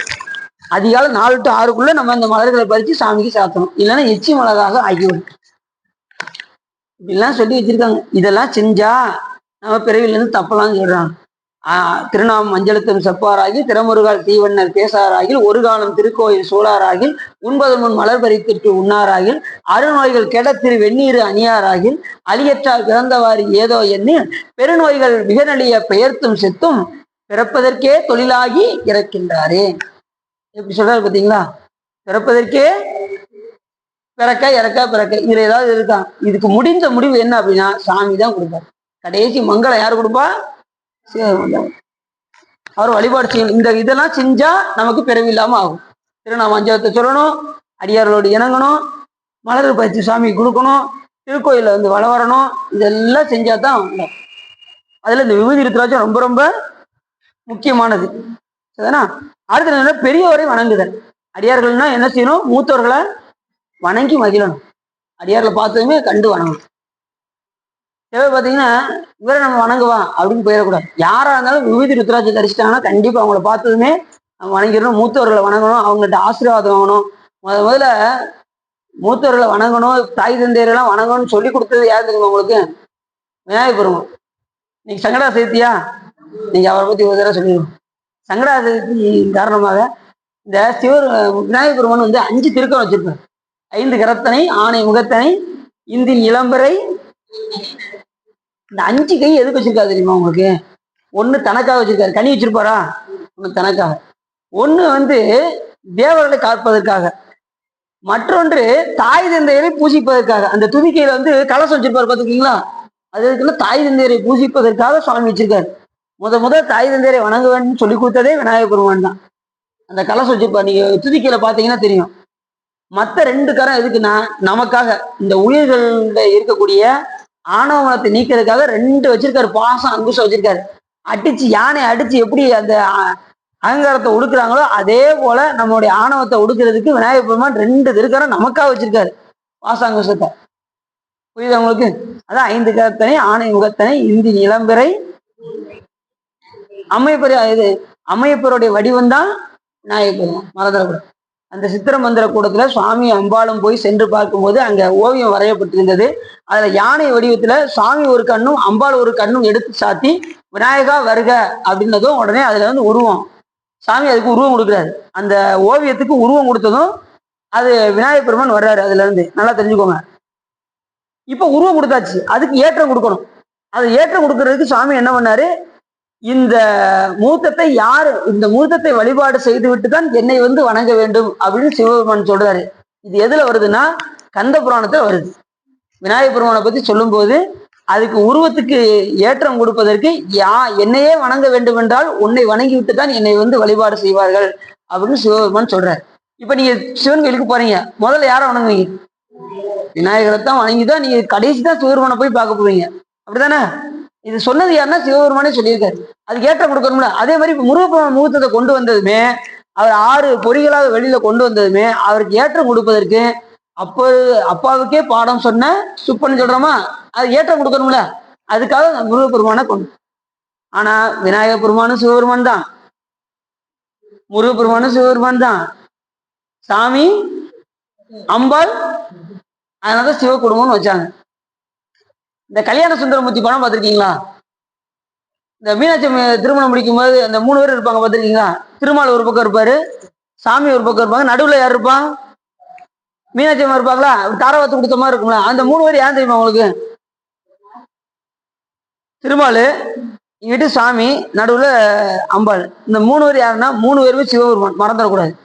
அந்த மூத்தத்துக்கு கல்யாண சுந்தரமூர்த்தின்னு பேரு. திருமண நேரத்துல திருமால் வரல, நல்லா தெரிஞ்சுக்கோங்க. அவர் வைகாத்துல நிக்காரு. திருமண நேரத்துல யாரு வரல? திருமால் வரல. இப்ப அன்னை வரலன்னா தங்க கல்யாணத்துக்கு ஒத்துக்கிடுவாங்களா? இப்ப திருமால் அங்க யாரு நிக்கா? சிவபெருமான் தான் நிக்காரு அங்க. கல்யாண சுந்தரமூர்த்தி வடிவத்துல திருமாலும் அவர் தான், சாமியும் அவர் தான், அம்பாலும் அவர் தான். அதனாலதான் அந்த மூத்தத்துக்கு கல்யாண சுந்தரமூர்த்தின்னு பேரு. மதுரை இதெல்லாம் நீங்க தெரிஞ்சுக்கோங்க. அந்த 3 மூத்தமே சிவபெருமான் தான். நீங்க திருமால் தான் போருக்கு அப்படின்னு நினைக்க கூடாது. அங்க திருமாலாகவே சிவபெருமான் இருக்காரு. ஏன்னா நினைத்த நேரம் நினைத்த வடிவம் எடுக்கக்கூடிய திறன் சிவபெருமான் ஒருத்தருக்கு தான் உண்டு, வேற எந்த தெய்வத்துக்கும் கிடையாது. தெரிஞ்சுக்கோங்க. இப்ப குட்டை வடிவம் வந்தார் பாருங்க, வாமன வடிவம் எடுத்து வந்தார் பார்த்தீங்களா? அப்ப அவரால் வளர முடியல. வளர்ந்துதான் என்ன செஞ்சார்? 3 அடி நிலம் கட்டார் பார்த்தீங்களா? அப்ப எதை நினைத்தாருன்னா கைலாய மலையை தியானித்து அவர் வளர்ந்தார் திருமால். ஊழிதோர் ஊழி முற்றும் உயர் பொன் நொடித்தான் மலையன்னு பாடுறாருல சுந்தரம் சாமி. ஒவ்வொரு ஊழி காலத்திலையும் அது வளர்ந்துகிட்டே போகுமா கைலாய மலை. அதை தியானித்து தான் அவர் வளர்ந்திருக்காரு. இதெல்லாம் நூல்கள்ல இருக்கு, நீங்க எடுத்து படிச்சு பார்த்தீங்கன்னா தெரியும். சரி, அப்பேற்பட்ட சிறப்புடைய இந்த புராணம், அதுல அடியாருடைய இலக்கணம் மூத்தோரை வணங்கு, மூத்தோரை வணங்கணும். அடுத்து சிவ பூஜை செய்யணும். முக்கியமா அடியார்கள்னா என்ன செய்யணும்னா சிவ பூஜை கட்டாயம் பண்ணணும். அதுக்கு நிகர் எதுவுமே கிடையாது. சிவபூஜைக்கு மிஞ்சியது எதுவுமே கிடையாது. அதை சிவபூஜையை பற்றி சொல்லும் போது என்ன சொல்றாரு அப்படின்னா, புவனியில் போய் பிறவாமையில் நாள் நாம் போக்குகின்றோம், அவமே இந்த பூமி சிவன் உய்ய கொள்கின்றவாறு என்று நோக்கி திருப்பெரும் துறை உறைவாய் திருமாலாம் அவன் விருப்பு எய்தவும் மலரவன் ஆசை படவும் அலர்ந்தவை கருணையும் நீயும் அவனியில் புகுந்து எம்மை ஆட்கொள்ளவல்லாய் ஆரமுதே பள்ளி எழுந்தருளாய் அப்படிங்கிறாரு மாணிக்காசன். அந்த விண்ணுலகத்துல அவங்க 2 பேரும் பேசுறாங்க, பிரம்மாவும். இந்த பூமி எளிமையா ஆட்கொள்ளக்கூடிய இடம் சிவபெருமான். பூலோகத்துல போய் பிறக்காம இப்படி காலத்தை வீணா அவத்தை நோக்கி காலத்தை போக்கி கொண்டிருக்கின்றோமே அப்படின்னு யார் பேசுறா? பிரம்மா விஷ்ணு விண்ணுலகத்துல பேசிக்கிட்டாங்க அப்படின்னு மாணிக்கவாச பெருமான் சொல்றாரு. புவனியில், இந்த புவனியில் போய் பிறவாமையில் நாள் நாம் போக்குகின்றோம் அவமே. அங்க நம்ம இப்படி அவத்தை நோக்கி போய்கிட்டு இருக்கோம். இது எளிமையாக ஆட்கொள்ளக்கூடிய இடம், சிவபெருமான் ஆட்கொள்ளக்கூடிய இடம் இந்த பூலோகம். இந்த பூமியில் சிவன் உய்ய கொள்கின்றவாறு என்று நோக்கி திருப்பெருந்துறை உறைவாய் திருமாலாம் அவன் விருப்பு எய்தவும் மலரவன் ஆசை படரவும் அளந்தவை கருணையும். திருமாலும் விஷ்ணுவும் போய் சிவபெருமான்கிட்ட போய் மண்டியிட்டு பெருமானே உன்னை பூசிக்க வேண்டும் என்று கேட்டதற்கு இணங்க ஒருவரை பிரம்மபுரத்திலையும் ஒருத்தரை திருவேலிமலையிலையும் பூசிக்க வச்சாராம் சிவபெருமான். கருணையோடு கொடுத்தாராம். அதை மாணிக்கவாச பெருமான் சொல்றாரு, அலர்ந்தமை கருணையும் நீயும் அவனியில் புகுந்து எம்மை ஆட்கொள்ளவல்லாய் அறமுதே பள்ளி எழுந்தருளாய் அப்படிங்கிறாரு மாணிக்கவாசன். சிவபூஜை எவ்வளவு சிறப்புன்னு பார்த்துக்கணும். சிவபெருமானுக்கு ரொம்ப பிடிச்சது எதுனா எல்லா உயிர்களும் சிவபூஜை செய்ய வேண்டும் என்பதே சிவபெருமானுடைய விருப்பம். அடியார்கள் கண்டிப்பா என்ன செய்யணும்? சிவபூஜை கட்டாயமா பண்ணணும். அடியார் எல்லாத்தையும் இன்னைக்கு தெரிஞ்சுக்கணுங்கிறதுக்காக தான் சொல்றேன். ஏன்னா பார்க்கக்கூடிய புராணம் என்ன புராணம்? திரு தொண்டர் புராணம். தொண்டர்கள்னா இப்படிதான் இருக்கணும், மூத்தோரை வணங்கணும், விபூதி ருத்ராட்சம் தரிக்கணும், சிவபூஜை செய்யணும். கிட்டத்தட்ட 10 இலக்கணம் சொல்றாரு. புறத்து இலக்கணம் 10, அகத்து இலக்கணம் 10 சொல்றாரு. சிவபூஜை ரொம்ப முக்கியம். எல்லா அடியார்களுமே என்ன செஞ்சிடணும்? சிவபூஜை இந்த மண்ணுலகத்துக்கு வந்தாச்சுன்னா சிவபூஜைக்கு முங்கியது எதுவும் இல்லை. கடைசி என்று சிவபூஜை தான். அதுக்கு நிகரானது எதுவுமே. சிவபூஜை அதுலயும் பாத்தீங்கன்னா எறும்பு பூஜை பண்ணியிருக்கு, பார்த்துருக்கீங்களா? எறும்பு எங்க பூஜை பண்ணியிருக்கு? எறும்பியூர். இது ஒரு பெரிய விஷயமாங்க, எறும்பியூர் அப்படின்னு. காகம் பூஜை பண்ணியிருக்கு தெரியுமா உங்களுக்கு? குரங்கு அணிவிட்டாங்க, அது கேட்டாங்க. அணில், அப்புறம் இது நம்ம நண்டு, நண்டு திருந்து தேவன்குடி, நண்டு திருந்து தேவன்குடி. யானை திரு ஆணை, திரு ஆணைக்கா. சிலந்தி திரு ஆணை. இப்படி சொல்றாரு, எறும்பு கடை யானை ஈராக ஈசனை பூசித்தும் நற்கதி கண்டும் தேரா பேய்கள் அப்படின்னாரு. பூசை பண்ணாங்க பேய்கள்னே சொல்லிட்டாரு. எறும்பு பூசை பண்ணுது, யானை பூசை பண்ணுது, இப்படி எல்லாம் 5 அறிவு படைத்த மிருகம் பூசை பண்ணுது. நீ 6 அறிவு படைத்த நீ பூசை பண்ணல, உன்னைய கொண்டு போய் பேய் லிஸ்ட்ல தான் வைக்கணும்னு சொல்றாரு. இது உங்களுக்கு இப்ப என்ன செய்யணும்? எல்லார் வீட்லயும் சிவலிங்கம் இருக்கா? முடிஞ்ச அளவுக்கு இருக்குன்னு நினைக்கிறேன் சார் அப்படின்னு. கண்டிப்பா சிவலிங்கத்தை வீட்டுல எல்லார் வீட்லயும் இருக்கணும். ஒரு பூ நீராவது வைக்கணும், தண்ணியை ஊற்றி ஒரு அபிஷேகம் பண்ணி ஒரு பூவாவது வச்சு சிவபெருமான வழிபாடு பண்ணணும். அப்படின்னா இந்த பிறவியில வந்து நம்ம தப்ப முடியும். அது தீட்சை எடுத்து பெற்று செஞ்சா ரொம்ப சிறப்பு. அவங்களுக்கு சிவதீட்சை பெற்று கொண்டு சிவபூஜை செய்தாலுடைய முக்தி சித்தியாகாதுன்னு 60 நாள்ல எழுதியிருக்கு. ஆனா சிவபூஜை ரொம்ப, சிவபூஜைக்கு முந்தியது எதுவுமே இல்லை. சாமி விடிய விடிய ஆகமத்தை சொல்லிக்கிட்டே இருந்தாராம் அம்பாள்கிட்ட. எண்ணில்லாத ஆகமத்தை, எண்ணிலாகமம் இயம்பிய இறைவன் ஆகமத்தை அம்பாள்கிட்ட சொல்லிக்கிட்டே இருக்காரு. உடனே அம்பாள் பார்த்தாங்க, சாமி இவ்வளவு ஆகமங்களை சொல்றீங்களே சாமி, இதுல உங்களுக்கு பிடிச்சது எது அப்படின்னு அம்பாள் கேட்டாங்களாம். யார்கிட்ட? சிவபெருமான். அப்ப சாமி, தேவி நமக்கு பிடித்தது எல்லா உயிர்களும் சிவபூஜை செய்வதே நமக்கு நோக்கம் அப்படின்னு சிவபெருமான். இதை யார் சொல்றா? சேக்கிழா சாமி சொல்றாரு. எண்ணில் ஆகவும் இயம்பிய இறைவர் தாம் விரும்பும் உண்மையாவது பூசணையே என்று உரைத்தருள, யார்கிட்ட? அம்பாள்கிட்ட உரைத்து அருள அன்னலார் தமை சிவபெருமான் அவரை அன்னலார் தமை அர்ச்சனை புரிய ஆதரித்து அழைத்தால் பெண்ணின் நல்லவளோடு பெருந்தவ கொழுந்து. 32 அரங்கள் வளர்த்து உமையம்மை வந்து இங்க வந்து பூஜை செய்ய வந்தாங்க. இப்ப எவ்வளவு பெரிய சிறப்பு. அப்ப சிவ பூஜை கண்டிப்பா எல்லாருமே பண்ணிடணும், யாரும் விட்டுறக்கூடாது. சிவ பூஜை ரொம்ப முக்கியம். எல்லா அடியார்களுமே சிவ பூஜை அது தீட்சை வாங்கி செஞ்சா ரொம்ப ரொம்ப சிறப்பு. சிவ பூஜை கண்டிப்பா பண்ணணும். மூத்தவரை வணங்கணும், விபூதி ருத்ராட்சம் தரிக்கணும். அடுத்து சொல்றாரு சிவநாமங்களை உச்சரிக்கணும். சிவநாமம் என்னது? நற்றுணையாவது நமச்சிவாயவே. அதை சொல்லிக்கிட்டே இருக்கணும். எந்த நேரம் அடியார் என்ன செய்யணும்? நமச்சிவாயம் நமச்சிவாயம் நமச்சிவாயம். அப்படி சொன்னா கொள்வாரேனும் குணம்பல நன்மைகள் இல்லாரேனும் இயம்புவராயின் எல்லா தீங்கையும் நீங்குவர் என்பதால் நல்லார் நாமும் எப்பேற்பட்ட கொலை செஞ்சிருந்தாலும் பரவாயில்ல, இது வரைக்கும் நான் நன்மையே செய்யல அப்படின்னு சொல்றவங்க கூட இறைவனுடைய நாமத்தை சொன்னால் அதை சிவபெருமான் என்ன பண்ணுவாராம்? ஆனா அடுத்து செய்யாம இருக்கணும், அதுதான் ரொம்ப முக்கியம். அடுத்து அந்த பாவத்தை செய்யாம இருக்கணும். புரியுதா உங்களுக்கு? அடுத்தது யமதூதரும் 5 சொல்லால் நயம் வந்து ஓதவல்லார் தம்மை நன்னினார் நியமம் தான் நினைவார்க்கு இனியா நெற்றி நயன நாமம். யமதூதரை பார்த்தா பயப்படுவாங்க, வந்து ஆகா இவர் நமச்சிவாயம் சொல்றாருன்னு சொல்லி வணங்கிட்டு தான் போவாங்களே தவிர அவர்களை வந்து தண்டிக்க வரமாட்டார். புரியுது அவங்களுக்கு? யமதூதரும் 5 சொல்லார் நயம் வந்து ஓதவல்லார் தம்மை நன்னினார். அப்புறம் நரகம் இயல்புக நாடினர் ஆயினும் உரை செய் வாயினர் ஆயிடின் உறுத்தினர் விரவியே புக வித்திடும் என்பதால் வரதன் நாமும். 7 உலகத்துக்கு உனக்கு நரகம் தான் அப்படின்னு விளைவிக்கப்பட்டிருந்தாலும் அவன் நமச்சிவாயத்தை சொன்னா சாமி அதுல இருந்து அதுலயும் சொற்றுனை வேதியும் சோதிவானவன் பொற்றுனை திருந்தடி பொருந்த கைதல கற்றுனை பூட்டி ஒரு கடலில் பாய்ச்சினும் நற்றுணையாவது. சாமி என்ன பண்றாரு? நம்மள இந்த பிறவிங்கிற கடல்ல விட்டுருக்காரு. அந்த சொற்றுனை வேதியின் பாட்டுக்கு அதான் அர்த்தம். நம்ம பிறவிங்கிற கடல்ல நம்மள விட்டுருக்காரு. அவரை கல்லை கட்டி கடல்ல விட்டாங்களா? அது நமக்கு இந்த பிறவிங்கிற கடல்ல விட்டுருக்காரு. அதுல நல்வினை தீவினை என்கின்ற 2 கயரை வச்சு கட்டி உள்ள விட்டுருக்காரு. இப்ப நம்ம தத்தளிச்சுக்கிட்டு இருக்கோம். இதுல இருந்து தப்பிக்கிறதுக்கு ஒண்ணு வேணும், ஓடம் வேணும். ஓடம் தானே அதுல இருந்து தப்பிக்க முடியும். அப்ப அந்த ஓடம் போல நம்ம பயன்படுவதுதான் நற்றுணையாவது. ஓடம் தப்பிச்சு ஏறி கரை சேர்ந்துடலாமா? அதே போல இந்த இடத்துல சொல்றாரு, எனக்கு நற்றுணையாக பயன்பட்டது எனக்கு நமச்சிவாயம் அப்படின்னு அந்த பாட்டை சொல்றாரு. நற்றுணையாவது நமச்சிவாயம். அதுக்கு நல்லா தெரிஞ்சுக்கோங்க, நம்ம கரை சேர்வதற்கு யாரு துணைக்கோடாக நம்ம வருவாருன்னா குருநாதர் தான் நமக்கு துணைக்கோடாக வரும்.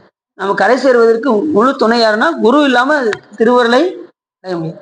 இப்ப இரும்பு துண்டை நீங்க கடல்ல போட்டீங்கன்னா முங்குமா? முங்காதான்? முங்கிரும். அதே ஒரு கட்டை மேல வைங்க, அப்படியே கொண்டு போய் கரை சேர்த்துரும். அதே அந்த கட்டை போல உதவுதான் குருநாதர். உங்களுக்கு அந்த இரும்பு தான் நம்ம. அதே போல இந்த இடத்துல நற்றுணையாவது நமக்கு நமச்சிவாய், நமக்கு அது தோணி போல் நமக்கு பயன்படுவது நமச்சிவாய்ங்கிறது.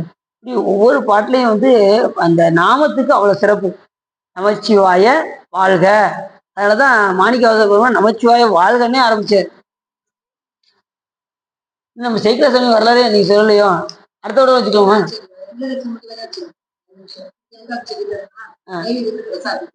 இல்ல 6:30 தானே முடிக்கணும். 1/2 மணி நேரத்துல ஒண்ணு சொல்லி முடிச்சிருவோமா? 6:30 தானே சொல்லுவீங்க. வராங்களோ? அப்படியா? அப்ப சைக்கிள் சாமி வரல, அடுத்த வாரம் வச்சுக்குவோம். சும்மா சும்மா இன்ட்ரோடக்ஷன் இது அது சைக்கிள் சாமி விரல விரிவா சொல்லலாம். அதுதான் பாக்க நிறைய இருக்கு விஷயம். அது சொல்றேன். இதை சொல்றதுக்கே டைம் தெரியாம போயிடும். அதான் ஒரு லைட்டா இன்ட்ரோடக்ஷன் சொல்லிடுறேன். சைக்கிள் சாமி பத்தி லைட்டா சொல்லிடுறேன் எனக்கா. சரி, அப்படி நமக்கு நற்றுணையாவது. அப்ப இறைவனுடைய நாமம் வந்து அடியார்களாகிய நாம உச்சரிக்க வேண்டும். எந்த நிலையிலும் உச்சரிக்க வேண்டும். எப்பங்க அப்படின்னு நீங்க கேட்டீங்கன்னா, நின்றாலும் நடந்தாலும் கிடந்தாலும் துயின்றாலும் விழித்தாலும் இமைத்தாலும். ஒருத்தர் வந்தாரு, சிவா நான் சொல்றேன் கோச்சிக்கிட மாட்டேங்க, சொல்லுங்க சிவா அப்படின்னு.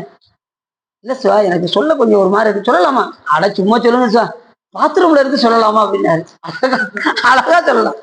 சும்மா சில பேர் பாத்தீங்கன்னா பாத்ரூம்ல செல்போன் கொண்டு போயிட்டு 1 மணி நேரம் கழிச்சு வெளியில வராங்க. செல்போனை போய் பாக்குறதுக்கு ஒரு நாமத்தை சொல்லிக்கிட்டு இருக்க வேண்டியதானே, திருமுறைகள் பாட வேண்டியதானே. அதான் சொல்றேன், எந்த நிலையிலையும் சாமியுடைய நாமத்தை சொல்லிக்கொண்டே, அதுக்கு கால வரம்பே கிடையாது. நின்றா சொல்லிட்டு இருக்கலாம், நடந்தா சொல்லிட்டு இருக்கலாம், கிடந்தாலும் துயின்றாலும் விழித்தாலும் இமைத்தாலும் வந்தாலும் மலர்பாதமாகிய சிவபெருமான் திருவடி நிறைந்து கொண்டே சொல்லிக்கொண்டே இருக்கும். அடுத்து சிவ நாமங்களை உச்சரித்தல். அடுத்து வந்து சிவ புண்ணியங்களை செய்தல். இந்த உலக புண்ணியம் இருக்கு, சிவ புண்ணியங்கள் இருக்கு. நாம செய்யக்கூடிய புண்ணியம் என்ன செய்யணும்னா சிவபுண்ணியமா செய்யணும். சிவபெருமானை நினைந்து செய்யக்கூடிய புண்ணியங்களுக்கு பேரு சிவபுண்ணியம் பேரு. அவனை மறந்து செய்யக்கூடிய புண்ணியம் உலக புண்ணியம்னு பேரு. அப்ப எந்த ஒரு செயலை செய்தாலும் சிவபெருமான் திருவருள் என்று செய்தால் நமக்கு சிவபுண்ணியம் உண்டாகும். இப்படி ஒரு தர்மம் செய்யறீங்க, எப்படி செய்யணும்? சிவார்ப்பணம் அப்படின்னு சொல்லி செஞ்சுட்டீங்கன்னா சிவபுண்ணியத்து கணக்குல சிவபெருமான் எழுதும் கீழ்கணக்கு இன்னம்பர் ஈசனின் சிவபெருமான் கணக்கு எழுத ஆரம்பிச்சாரு. அவரை மறந்து செஞ்சா உலக புண்ணியத்துல வந்துடும். உலக புண்ணியத்துக்கும் சிவபுண்ணியத்துக்கும் என்ன வித்தியாசம் அப்படின்னா, இப்ப ஒரு பேங்க்ல போய் நீங்க டெபாசிட் பண்றீங்க, அசலையும் வட்டியும் அந்த நிமிஷத்திலே கொடுத்து இடத்த காலி பண்ணு அப்படின்னா உலக புண்ணியம். அசல் அப்படியே இருந்து வட்டி மட்டும் உங்களுக்கு வந்துகிட்டே இருந்தா எப்படி இருக்கும்? அதுதான் சிவபுண்ணியம். நீங்க செய்யற சிவபுண்ணியம் என்னைக்குமே அழியவே அழியாது. நீங்க சிவன் கோயிலுக்கு வருவதும், அடியாரோடு இணங்குவதும், திருமுறைகள் பாடுவதும், சொற்பொழிவு கேட்பதும், இது எல்லாமே சிவபுண்ணியம். இது என்னைக்குமே அழியவே அழியாது. நிரந்தரம் வைப்பா அசல் அப்படியே இருந்துகிட்டே இருக்கும். அடிக்கடி அந்த டெபாசிட் சேர்க்கணுமா சேர்க்க வேண்டாமா? அடிக்கடி சொற்பொழிவுவாங்க, நிறைய கேட்டுக்கிட்டே இருங்க. அப்படின்னா சிவபுண்ணியங்கள் பெருகிக்கிட்டே இருக்கும். முதல்ல அக்கௌண்ட் ஓபன் பண்ணணும். அக்கௌண்ட் ஓபன் பண்ணாதானே சிவபுண்ணியம் பண்ண முடியும். முதல்ல திருக்கோயிலுக்கு வரணும், அக்கௌண்ட் ஒன்று கிரியேட் பண்ணிடணும், அடியார்களோடு இணைஞ்சிடணும், சிவபுண்ணியம் பண்ணிக்கிட்டே இருக்கணும். எதை செஞ்சாலும் சிவபெருமான் திருவருள் திருவருள் திருவருள் செஞ்சு டெபாசிட் போட்டுக்கிட்டே இருக்கணும். பணம் எவ்வளவு சேருன்னு நீங்க நினைக்க வேண்டாம். உங்களுக்கு சேர சேர சிவபெருமான் கணக்கு எழுதிக்கிட்டே இருப்பாரு. எழுதும் கீழ்கணக்கு தொழுது தூமலை தூவி துதித்து நின்றாரையும், அழுது காமுற்று அரட்டுகின்றாரையும், பொழுதுபோக்கி புறக்கணிப்பாரையும் எழுதும் கீழ்கணக்கு. இந்திய தொலைக்காட்சியிலும் முதல் முறையாக அங்க போய் உட்கார்ந்தா அதையும் சிவபெருமான் கணக்கு எழுதிட்டா இருப்பாராம். நமக்கு எதை இருந்தாலும் நீங்க பொழுதுபோக்குனாலும் சாமி கணக்கு எழுதுவாரு, அவரை நினைந்து வழிபாடு செஞ்சாலும் சாமி கணக்கு எழுதிக்கிட்டே தான் இருக்கும். அதனால கூடுமான அளவுக்கு நீ என்ன செய்யணும்? சிவபெருமானை நினைந்து நினைந்து சிவபுண்ணியமா அக்கௌண்ட்ல கிரியேட் பண்ணிக்கிட்டே இருக்கணும். அது அப்படியே பன்மடங்கு பெருகி புண்ணியம் ரொம்ப பெருக ஆரம்பிச்சுன்னா சிவபெருமான் உங்களை தெரிய வந்துடுவார். அவ்வளவுதான். அப்படி வந்தவர் தான் சாமி. 63 நாயன்மார்களுக்கும் புண்ணியம் பெருக போய் தான் சிவபெருமானே வந்தார். 63 நாயன்மார்களுக்கு. இப்ப நம்ம அதை பத்தி நம்ம பார்க்க போறோம், நல்லா விரிவா பார்ப்போம். புண்ணியம் ரொம்ப பெருகிச்சுன்னா சாமியை வந்து அந்த பரிச்சு வைப்பாரு. அதுல பாஸ் பண்ணிட்டோம்னா சாமி கூட்டு போயிடுச்சு. அப்படி பாஸ் பண்ணி போனவங்க தான் 63 நாயன்மார்கள். இன்னொன்னா, நீங்க செய்யும் போது என்னுடைய செயல் அல்லன்னு நினைச்சிட்டீங்கன்னா சாமி உங்களை பாஸ் பண்ண வச்சிருவாரு. புரியுதா? அது வந்து உங்களுக்கு சோதனையா தெரியாது. அது தெரியுங்க. 63 நாயன்மார்கள் அவங்க சோதனையை நினைக்கல, அவங்க கரணம் எல்லாம் பதிகரணமாக மாறியது. எல்லாம் சிவபெருமான் திருவருள் என்று செஞ்சதுனால அவங்க எதுவுமே தன்னுடையது அல்ல அப்படின்னு நினைக்கும் போதுதான் சாமி அவங்களை செய்ய வச்சு சாமி ஆட்கொள்றாரு. இப்ப இயல்பகனாருக்கு வந்தாரு, இயல்பகன் வீட்டுக்கு வந்தாரு, எது கேட்டாலும் கொடுத்துறானே அப்படின்ட்டு யோசிச்சு பார்த்தாரு சாமி. எதுக்கு கொடுக்காரான்னு பார்ப்போம் அப்படின்னு சொல்லிட்டு வந்து என்ன பண்ணாரு, நீ எது கேட்டாலும் கொடுப்பியாமே அப்படிப்பாரு சாமி இயல்பகன். அப்ப சொல்லுவாரு இயல்பகனார், யாது உண்டு என் மக்கள் உண்டாகிய அன்னவரது அடியவர் உடைமை என்றார் அப்படின்னார். அது யாருடைய பொருள்? இது என்னுடைய பொருள் அல்ல, அடியாருடைய உடைமை பொருள், இது என்னுடைய பொருள் அல்லன்றார். அடுத்த நிமிஷமே யான் உன் மனைவியை வேண்டி வந்தேன் அப்படின்னாரு. நல்ல வேலை சாமி, முன்னாடியை விட ரொம்ப மகிழ்ந்தான். முதல்ல இருந்ததை விட நல்ல வேலை சாமி என்கிட்ட இருக்கிற பொருளை கேட்டீங்க அப்படின்னா அப்ப எப்படி இருக்கும் யோசிச்சு பாருங்க. உன் மனைவி வேண்டி வந்து நல்ல வேலை சாமி, நான் இல்லாத பொருளை கேட்டுருந்தீங்கன்னு பயந்துகிட்டு இருந்தேன், இப்ப எனக்கு ரொம்ப மகிழ்ச்சியா இருக்கு, முன்னையும் விட மகிழ்ந்தார் அப்படிப்பாரு சீக்கிரம் சொல்லும்போது. அப்ப எப்படி இருக்கும் யோசிச்சு பாருங்க. நாயனோட வரலாறுலாம் நம்ம பார்க்கும்போது நம்ம நிறைய விரைவா பார்ப்போம். அப்படி சாமி ஒவ்வொருத்தருக்கும் போய் ஒரு டெஸ்ட் வைப்பாரு, அதுல பாஸ் பண்ண வைப்பதும் அவரே, நம்மளை செயல்படுத்துவதும் அவரே. நீங்க முழு சரண்டர் ஆயிட்டீங்கன்னா சாமி எல்லாத்தையும் பண்ண வச்சு உங்களை பாஸ் பண்ணி கூப்பிட்டு போக வச்சுருவாரு. சரி, அடுத்து சிவபுண்ணியங்கள் செய்த அடுத்து வந்து சிவ புராணங்கள் கேட்டல், இந்த கேட்கீங்க பார்த்தீங்களா, இதெல்லாம் மிகப்பெரிய சிவபுண்ணியம். எப்போ சாமி எழுதிக்கிட்டே இருப்பாரு, சிவபுராணங்கள் கேட்டுக்கிட்டே இருக்கணும். எப்போதாவது ஒருக்கா கேட்கக்கூடாது, எப்போதும் கேட்கணும். யார் சொல்றா? அப்போ சாமி சொல்றாரு, செவிகாள் ஏன்மின்களோ சிவன் எம் மீரை செம்பவள எரிபோல் மேனி பிராந்திரம் எப்போதும் செவிகாள் கேள்விங்களோ. நாம எப்போதாவது ஒரு தடவை தான் கேட்டுக்கிட்டு இருக்கோம், அதெல்லாம் மாத்தி எப்போதும் சிவபெருமான் போல கேட்டுக்கிட்டே இருங்க. அப்பதான் சிவபெருமான் கணக்கு எழுதிக்கிட்டே இருப்பாரு. எப்பயுமே சிவபெருமானை வந்து பேனாவை கீழே வைக்கவே விடக்கூடாது. அடிக்கடி சிவபெருமான் நினைச்சுக்கிட்டே இருந்தா சிவபெருமான் கணக்கு எழுதிக்கிட்டே இருப்பாரு. புரியுதா உங்களுக்கு? சிவபெருமானை பேனாவை கீழேயே இது நான் நினைச்சுக்கிட்டே இருக்கான் அப்படின்னு சாமி கணக்கு எழுதிக்கிட்டே இருப்பாரு. எந்த நேரமும் சாமிய அவனை நினைக்க நினைக்க என்போம், அவனை மறக்க மறக்க நமக்கு தின்போம். அதனால சொன்னாரு, மிகவே நினைமின்கள் புகவே வேண்டாம் புலன்களில் நீர். இந்த புலன்கள் 5 மயங்கி போய் தெரியாதீர்கள். மிகவே நினைவின்கள் மிக்க எல்லாம் போக விடுமின்கள் நகவே ஞாலத்து உள்புகுந்து நாயே என எனவை ஆண்ட தகவே உடையான் தன்னை சார தளராதிருப்பார் தாம் தாமே. தாமே தமக்கு சுற்றமும் தாமே தமக்கு விதிவகையும் யாமார் எமதார் பாசமார் என்ன மாயம் இவை போக கோமான் பண்டை தொண்டரோடும் அவன் தன் திருக்குறிப்பே குறிக்கொண்டு போவாறு அமைவின் பொய்வுட்டுடையான் கடல் புகவே அப்படிங்கிறாரு மாணிக்காசன். அதனால நாம் என்ன செய்யக்கூடாது, புலன்களை போய் சிக்காம மிகவே இறைவனை நாம் நினைந்து கொண்டே இருக்கிறோம். அவனை நினைக்க நினைக்க இன்பம், அவனை மறக்க மறக்க நமக்கு சொல்லும். ரொம்ப கஷ்டமா இருக்கு சாமி அப்படின்னு நீங்க சொன்னீங்கன்னா நேரம் உங்க பூஜை ரூமுக்கு போங்க, கண்ணை மூடி சாமியை உட்காந்து தியானம் பண்ணுங்க. உங்க துன்பம் எப்படி போகுதுன்னு மட்டும் பாருங்க. கண்ணை மூடி உட்காந்து அப்படியே சாமியை நினைச்சுக்கிட்டே இருங்க. கண்ணை முன்னே எனக்கு எங்கேயோ சிந்தனை போகுது அப்படின்னா சாமியுடைய படத்தை முன்னாடி வச்சு கொண்டு சாமியை பார்த்துக்கிட்டே இருங்க. உங்க துன்பம் எப்படி போகுதுன்னு மட்டும் நீங்க அடுத்த தடவை வரும்போது நீங்க சொல்லுவீங்க. புரியுதா உங்களுக்கு? மிகவே நினைவின்கள் மற்றதெல்லாம் தேவையில்லை. மிக்க எல்லாம் போக விடுமின்கள் நகவே ஞாலத்து உள்புகுந்து நாயே எனைய நமையாண்ட தகவே உடையான் தனைச்சார தளராதிருப்பார் தாம் தாமே. நிறைய சொல்றாரு. இதை பத்தி சொன்னோம்னா இதுக்கு ஒரு 1 மணி நேரம் போயிடும். அவ்வளவு விஷயங்கள் இருக்கு அந்த பாட்டுல, அவ்வளவு விஷயம் இருக்கு. அடுத்து வந்து சிவாலய வழிபாடு செய்தார். திருக்கோயிலுக்கு தினசரி போகணுன்னாரு. அந்த தினசரி போகணுங்கிறதுக்கு ஆரை காலத்தானே முடிக்கணும். ஆரை காலத்தானே இன்னும் காவனா இருக்குல்ல, இப்பயும் முடிக்கணுமா? வரணுங்கிறீங்களோ? சரி சரி அப்ப வேகமா முடிச்சிடறேன். இப்ப என்ன இது சிவாலய வழிபாடு, அது நித்தடும் எம்பிரானுடைய கோயில் புக்கு. தினசரி கோயில் போகணும். புரியுதா உங்களுக்கு? தினசரி எந்த கோயிலுக்கு போகணும் அதையும் சொல்றாரு. சங்கரன் அப்படின்ட்டாரு. எந்த கோயில் போகணும்? சங்கரன் கோயிலுக்கு போகணும். அங்க போய் என்ன செய்யணும்? சும்மா போக கூடாது. சய சய போற்றி என்றும் அலைபுணர்ச்சே செஞ்சடை ஆதி என்றும் ஆரூரா என்றென்றே அலறான் இல்லை. போய் போட்டி பாடுறதுக்காக போகணும். சாமியை போற்றி. 2வது எதுக்கு போனோம் அப்படின்னா, புலர்வதன் முன் அழகிட்டு மெழுக்கு விட்டு பூமாலை புனைந்தேத்தி தலையார கும்பிட்டு கூத்துமாடி சங்கரா சயசய போற்றி என்றும் அலைபுணர்ச்சே செஞ்சடை ஆதி என்றும் ஆரூரா என்றென்றே அலறான் இல்லைன்னு போய் அதிகம் பாடுறதுக்கு போனோம். அதுதான் கோயிலுக்கு போகணும். இது உங்களுக்கு 2வது நன்றி சொல்ல போகணும். ஒவ்வொரு நிலையிலையும் சாமி நமக்கு எவ்வளவு துணை செய்யறாரு. அதனாலதான் தாய் சிறந்த தயான்னு நான் சாமியை சொல்லும் போதே அதை காட்டிலும் தாய் என்ன செய்வானா வேற நமக்கு தயம்தான் பத்தவே மாட்டேங்குது. என்ன சரி இருக்கட்டும். இந்த தாய் என்ன செய்வானா இதை சொல்லி ஆகணும். ஏன்னா சாமியுடைய கருணை அப்படி. குழந்தை குழந்தை வைக்கும்போது வாந்தி எடுப்பாங்க பார்த்தீங்களா? அப்ப என்ன சாப்பிடுவாங்க அப்படின்னா, மாங்காய் சாப்பிடுவாங்களா? மாங்காய் சாப்பிடுறது குழந்தைக்கு ஆகாது, நல்லா தெரிஞ்சுக்கோங்க. குழந்தைக்கு ஆகாது, ஆனால் மாங்காய் சாப்பிடுவாங்க. ஆனாலும் சாமி என்ன பண்றாரு, அந்த குழந்தையை காப்பாத்தி கூப்பிட்டு வர்றாரு. விஷமாக இருந்தாலும் கூட அந்த தாயினுடைய வயிற்றுல இருந்து சாமி அதை கொண்டு வர்றாரு. அது மிகப்பெரிய கருணை. ரெண்டாவது, இந்த குழந்தை பெற்றதும் சித்தப்பா வருவாரு. கொஞ்ச நேரம் குழந்தை எடுத்து பார்த்துட்டு 2 கொஞ்சம் கொஞ்சிட்டு வச்சுட்டு போயிடுவாரு. மாமா வருவாரு, 2 கொஞ்சம் கொஞ்சிட்டு வச்சுட்டு போயிடுவாரு. சொந்த பந்தம் எல்லாம் வரும், கொஞ்ச நேரம் வச்சுட்டு போயிடுவாங்க. இந்த தாய் தான் அதிக நேரம் வச்சிருப்பாங்க, தெரியுமா உங்களுக்கு? விடிய விடிய முழிச்சிருந்து அந்த குழந்தைய பார்த்துக்கிட்டே இருப்பாங்க. தாய் உயர்ந்தவள் தான், இல்லைன்னு சொல்லல. அப்படிப்பட்ட தாய் கூட ஒரு நேரம் என்ன செய்வாராம், அப்படின்றவாளாம், அப்படி அசந்துருவாளாம். ஆனா சாமி அசர மாட்டார். உண்ணாது உறங்காது இருந்தாய் போற்றி. அவர் உண்ணவும் கிடையாது, உறக்கவும் கிடையாது. ஒவ்வொரு நிலையும் நம்ம 24 மணி நேரமும் டியூட்டி சிவபெருமானு. எனக்கெல்லாம் 8 மணி நேரம் தாங்க பார்க்க முடியும், அப்படிலாம் உங்க வேலை வேண்டாம் போங்க அப்படின்றோமா? ஒரு மில்லுக்கு வேலைக்கு போறவங்க என்ன செய்யறாங்க, எனக்கு 8 மணி நேரம் தாங்க டியூட்டி, அதுக்கு நான் என்னால இருக்க முடியாதுங்க. பார்த்துருக்கீங்களா?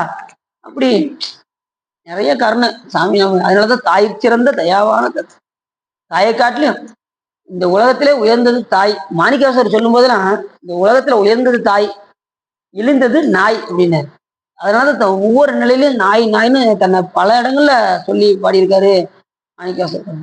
நாயக்கடையாம் நாயனை நயந்திரியே ஆட்கொண்டாய், மாயப்பிறவி உன்வசமே வைத்திட்டு இருக்கும் அதுவன்றி ஆயக்கடவே நானோதான் என்னதோ இங்கு எனக்கு அதிகாரம் காயத்திடுவாய் உன் கலகில் வைப்பாய் கண்ணுதலே. பெருமானே, என்னைய உடம்பு கொடுப்பதும் உன் திருவடிக்கீழ வைத்திருப்பது என்னுடைய அதிகாரம் கிடையாது, உன்னுடைய அதிகாரம் அப்படின்னு சொல்றாரு. அடுத்து சிவபுண்ணியங்கள் செய்தல், அது சிவாலய வழிபாடு செய்தல், சிவனடியாரிடத்து மட்டுமே உண்ணுதல்.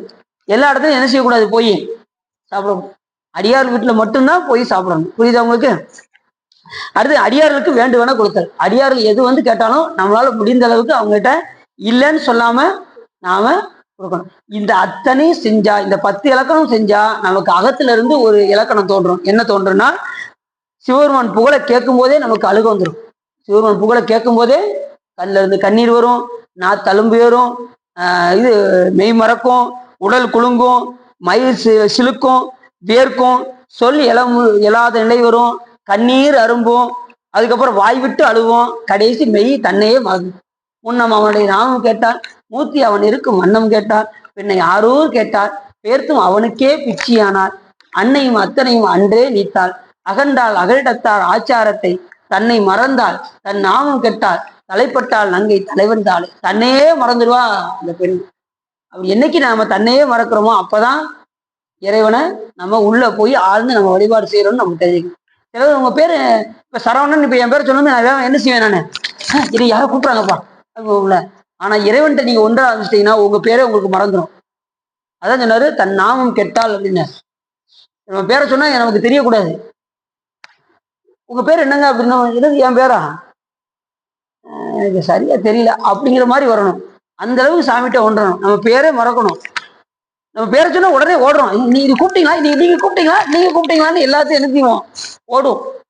அந்த நிலை மறக்கணும். அப்படி இந்த அகத்தி இலக்கணம்னா அதுக்கப்புறம் தான் இல்லாத சிறப்பு. இன்னைக்கு நிறைய விஷயங்கள் சொல்லணும்னு நினைச்சேன்.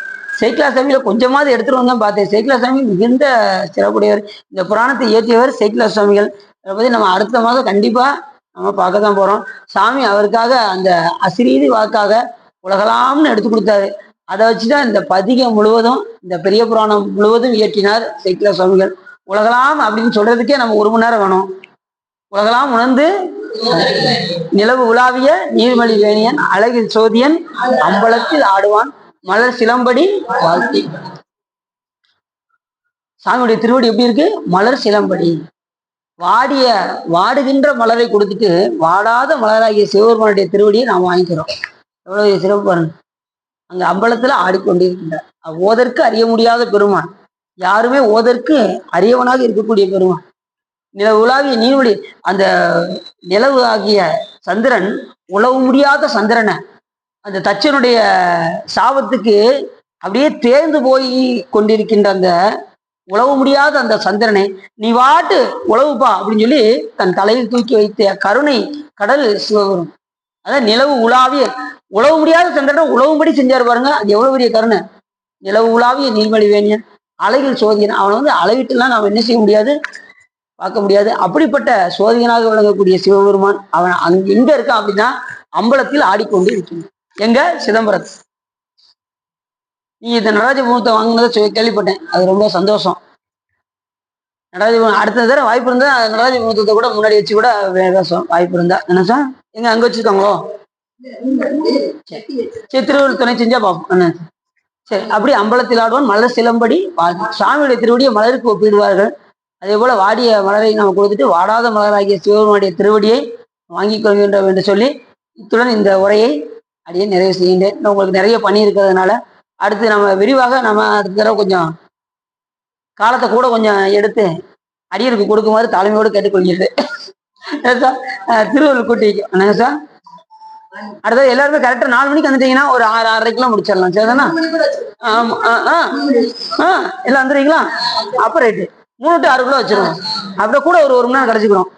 ஏன்னா நிறைய விஷயங்கள் இருக்கு, கொஞ்சம் நிறைய சொல்லணும்னு ஆசையா இருக்கு. அதுக்கு திருவள்ளுவர் துணை செய்யணும், காலங்கள் நமக்கு ஒத்துழைக்கணும். சரிதானச்சா? இவர் உள்ளம் நிறைந்து உகை சிறந்து இந்த பெரிய புராணத்தை நீங்க கேட்டதுனால் உங்களுடைய வல்வினை கரைந்து திருவள்ளுவர் உரையும் என்று சொல்லி திருப்பூர் வாடி அடியன் உரையை நிறைவேற்றிங்க. நம்ம திருப்பரங்குன்ற பதியத்தை படிக்கணுமா? திருச்சிட்டோம். உனைத்தினம் தொழுதிலன் உனதியல் வினை உரைத்திலன் வளமலர் கொடு உனதடியினை உறப்பணிந்திலன் ஒரு தவமிலன் உனது அருள் மாறா உளத்தில் அன்பினல் உறவிடம் வருகிலன் திருப்பொடுந்திகர் அமுவளம் வருகிலன் ஒப்பொடுன்புகள் துதி செய்ய விலகிலன் மலை போலே கனைத்தடும் பகழது விடமிசை வரு கருத்த வெஞ்சின மரடித நுழை கதித்தடந்தரி கயிறொடு கதை கொடு ஒரு போதே களக்கரும் ஜெயல் ஒளி வர அழி ஒரு கருத்து நைந்து அளமுறு தளவுகள் கணத்திலன் பய மரமயில் முதுகினில் வருவாயே வினைத்தளந்தனில் அழகுகள் குதி கொள்ள விழுக்குடைந்து மெய்யி குசை தசை கொள்ள விரித்த குஞ்சியர் எனும் அவுனையாமர் உரிவேலா மிகுத்த வன்பொயில் உயின் மொழி அழகிய கொடிச்சி குங்குமம் அலைபுகளுடனரை விரைத்த சந்தன மிகவத புயவரை உடையோனே தினத்தினஞ்சதி மறைமுனி முறை கொடு புனச்சொரிந்தில புதிய வினவரோடு சினத்தை நிந்தன செய்யும் முனிவரதொட மகிழ்வோனே தனத்த நந்தன என வடி அடி நரைத விட்ட அன்போடு பருகுய பொழுதுகள் திருப்பரங்கிரி தனில் உரை சரவண பெருமானே. கைலாய பரம்பரை விஞ்ஞான போதை நெறி காட்டும் என்னை வயலாயம் மிகண்டான் சந்ததிக்கோர் மெய்ஞான பானுவாகி மயிலாரும் பொருள் திருவாவடுதுறைவாள் ஒரு நமச்சிவாய் தேவன் சைலாதி மரபுடையும் திருமரபு நீடூடி தலைகமாதோ வான்முகில் வளாது பேகமடிகளும் சுரக்க மன்னன் கோன்முறை அரசு செய்க குறைவிலா தீர்க்கவாழ்க நான்முறை அரங்கள் ஓங்க நற்றவம் வேள்வி மல்க மேன்மைகள் சைவ நீதி விளங்குக உலகமெல்லாம் வையம் நீடுக மாமலை மண்ணுக மெய் விரும்பிய அன்பர் விளங்குக சைவ நன்னெறிதான் தலை தோங்குக தெய்வன் திருநீறு சிறக்கவே என்றும் இன்பம் பெருகும் இயல்பினால் ஒன்று காதலித்து உள்ளமும் ஓங்கிட மன்றுளார் அடியார் அவர் வான்புகள் நின்றதெங்கும் நிலவி உலகலாம் பார்வதி பதையே நாடு சிவனையை போற்றி வெற்றிவேல் முகனுக்கு மீனாட்சி அம்பாளுடனாகிய சொக்கநாத பெருமான் திருவடிகள் திருச்சிற்றம்பலம் தில்லையம்பலம் பொன்னம்பலம் அருணாச்சலம் ஏகாம்பரம்.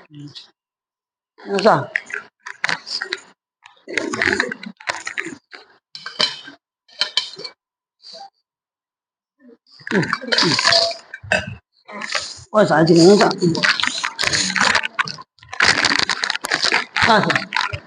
சரி.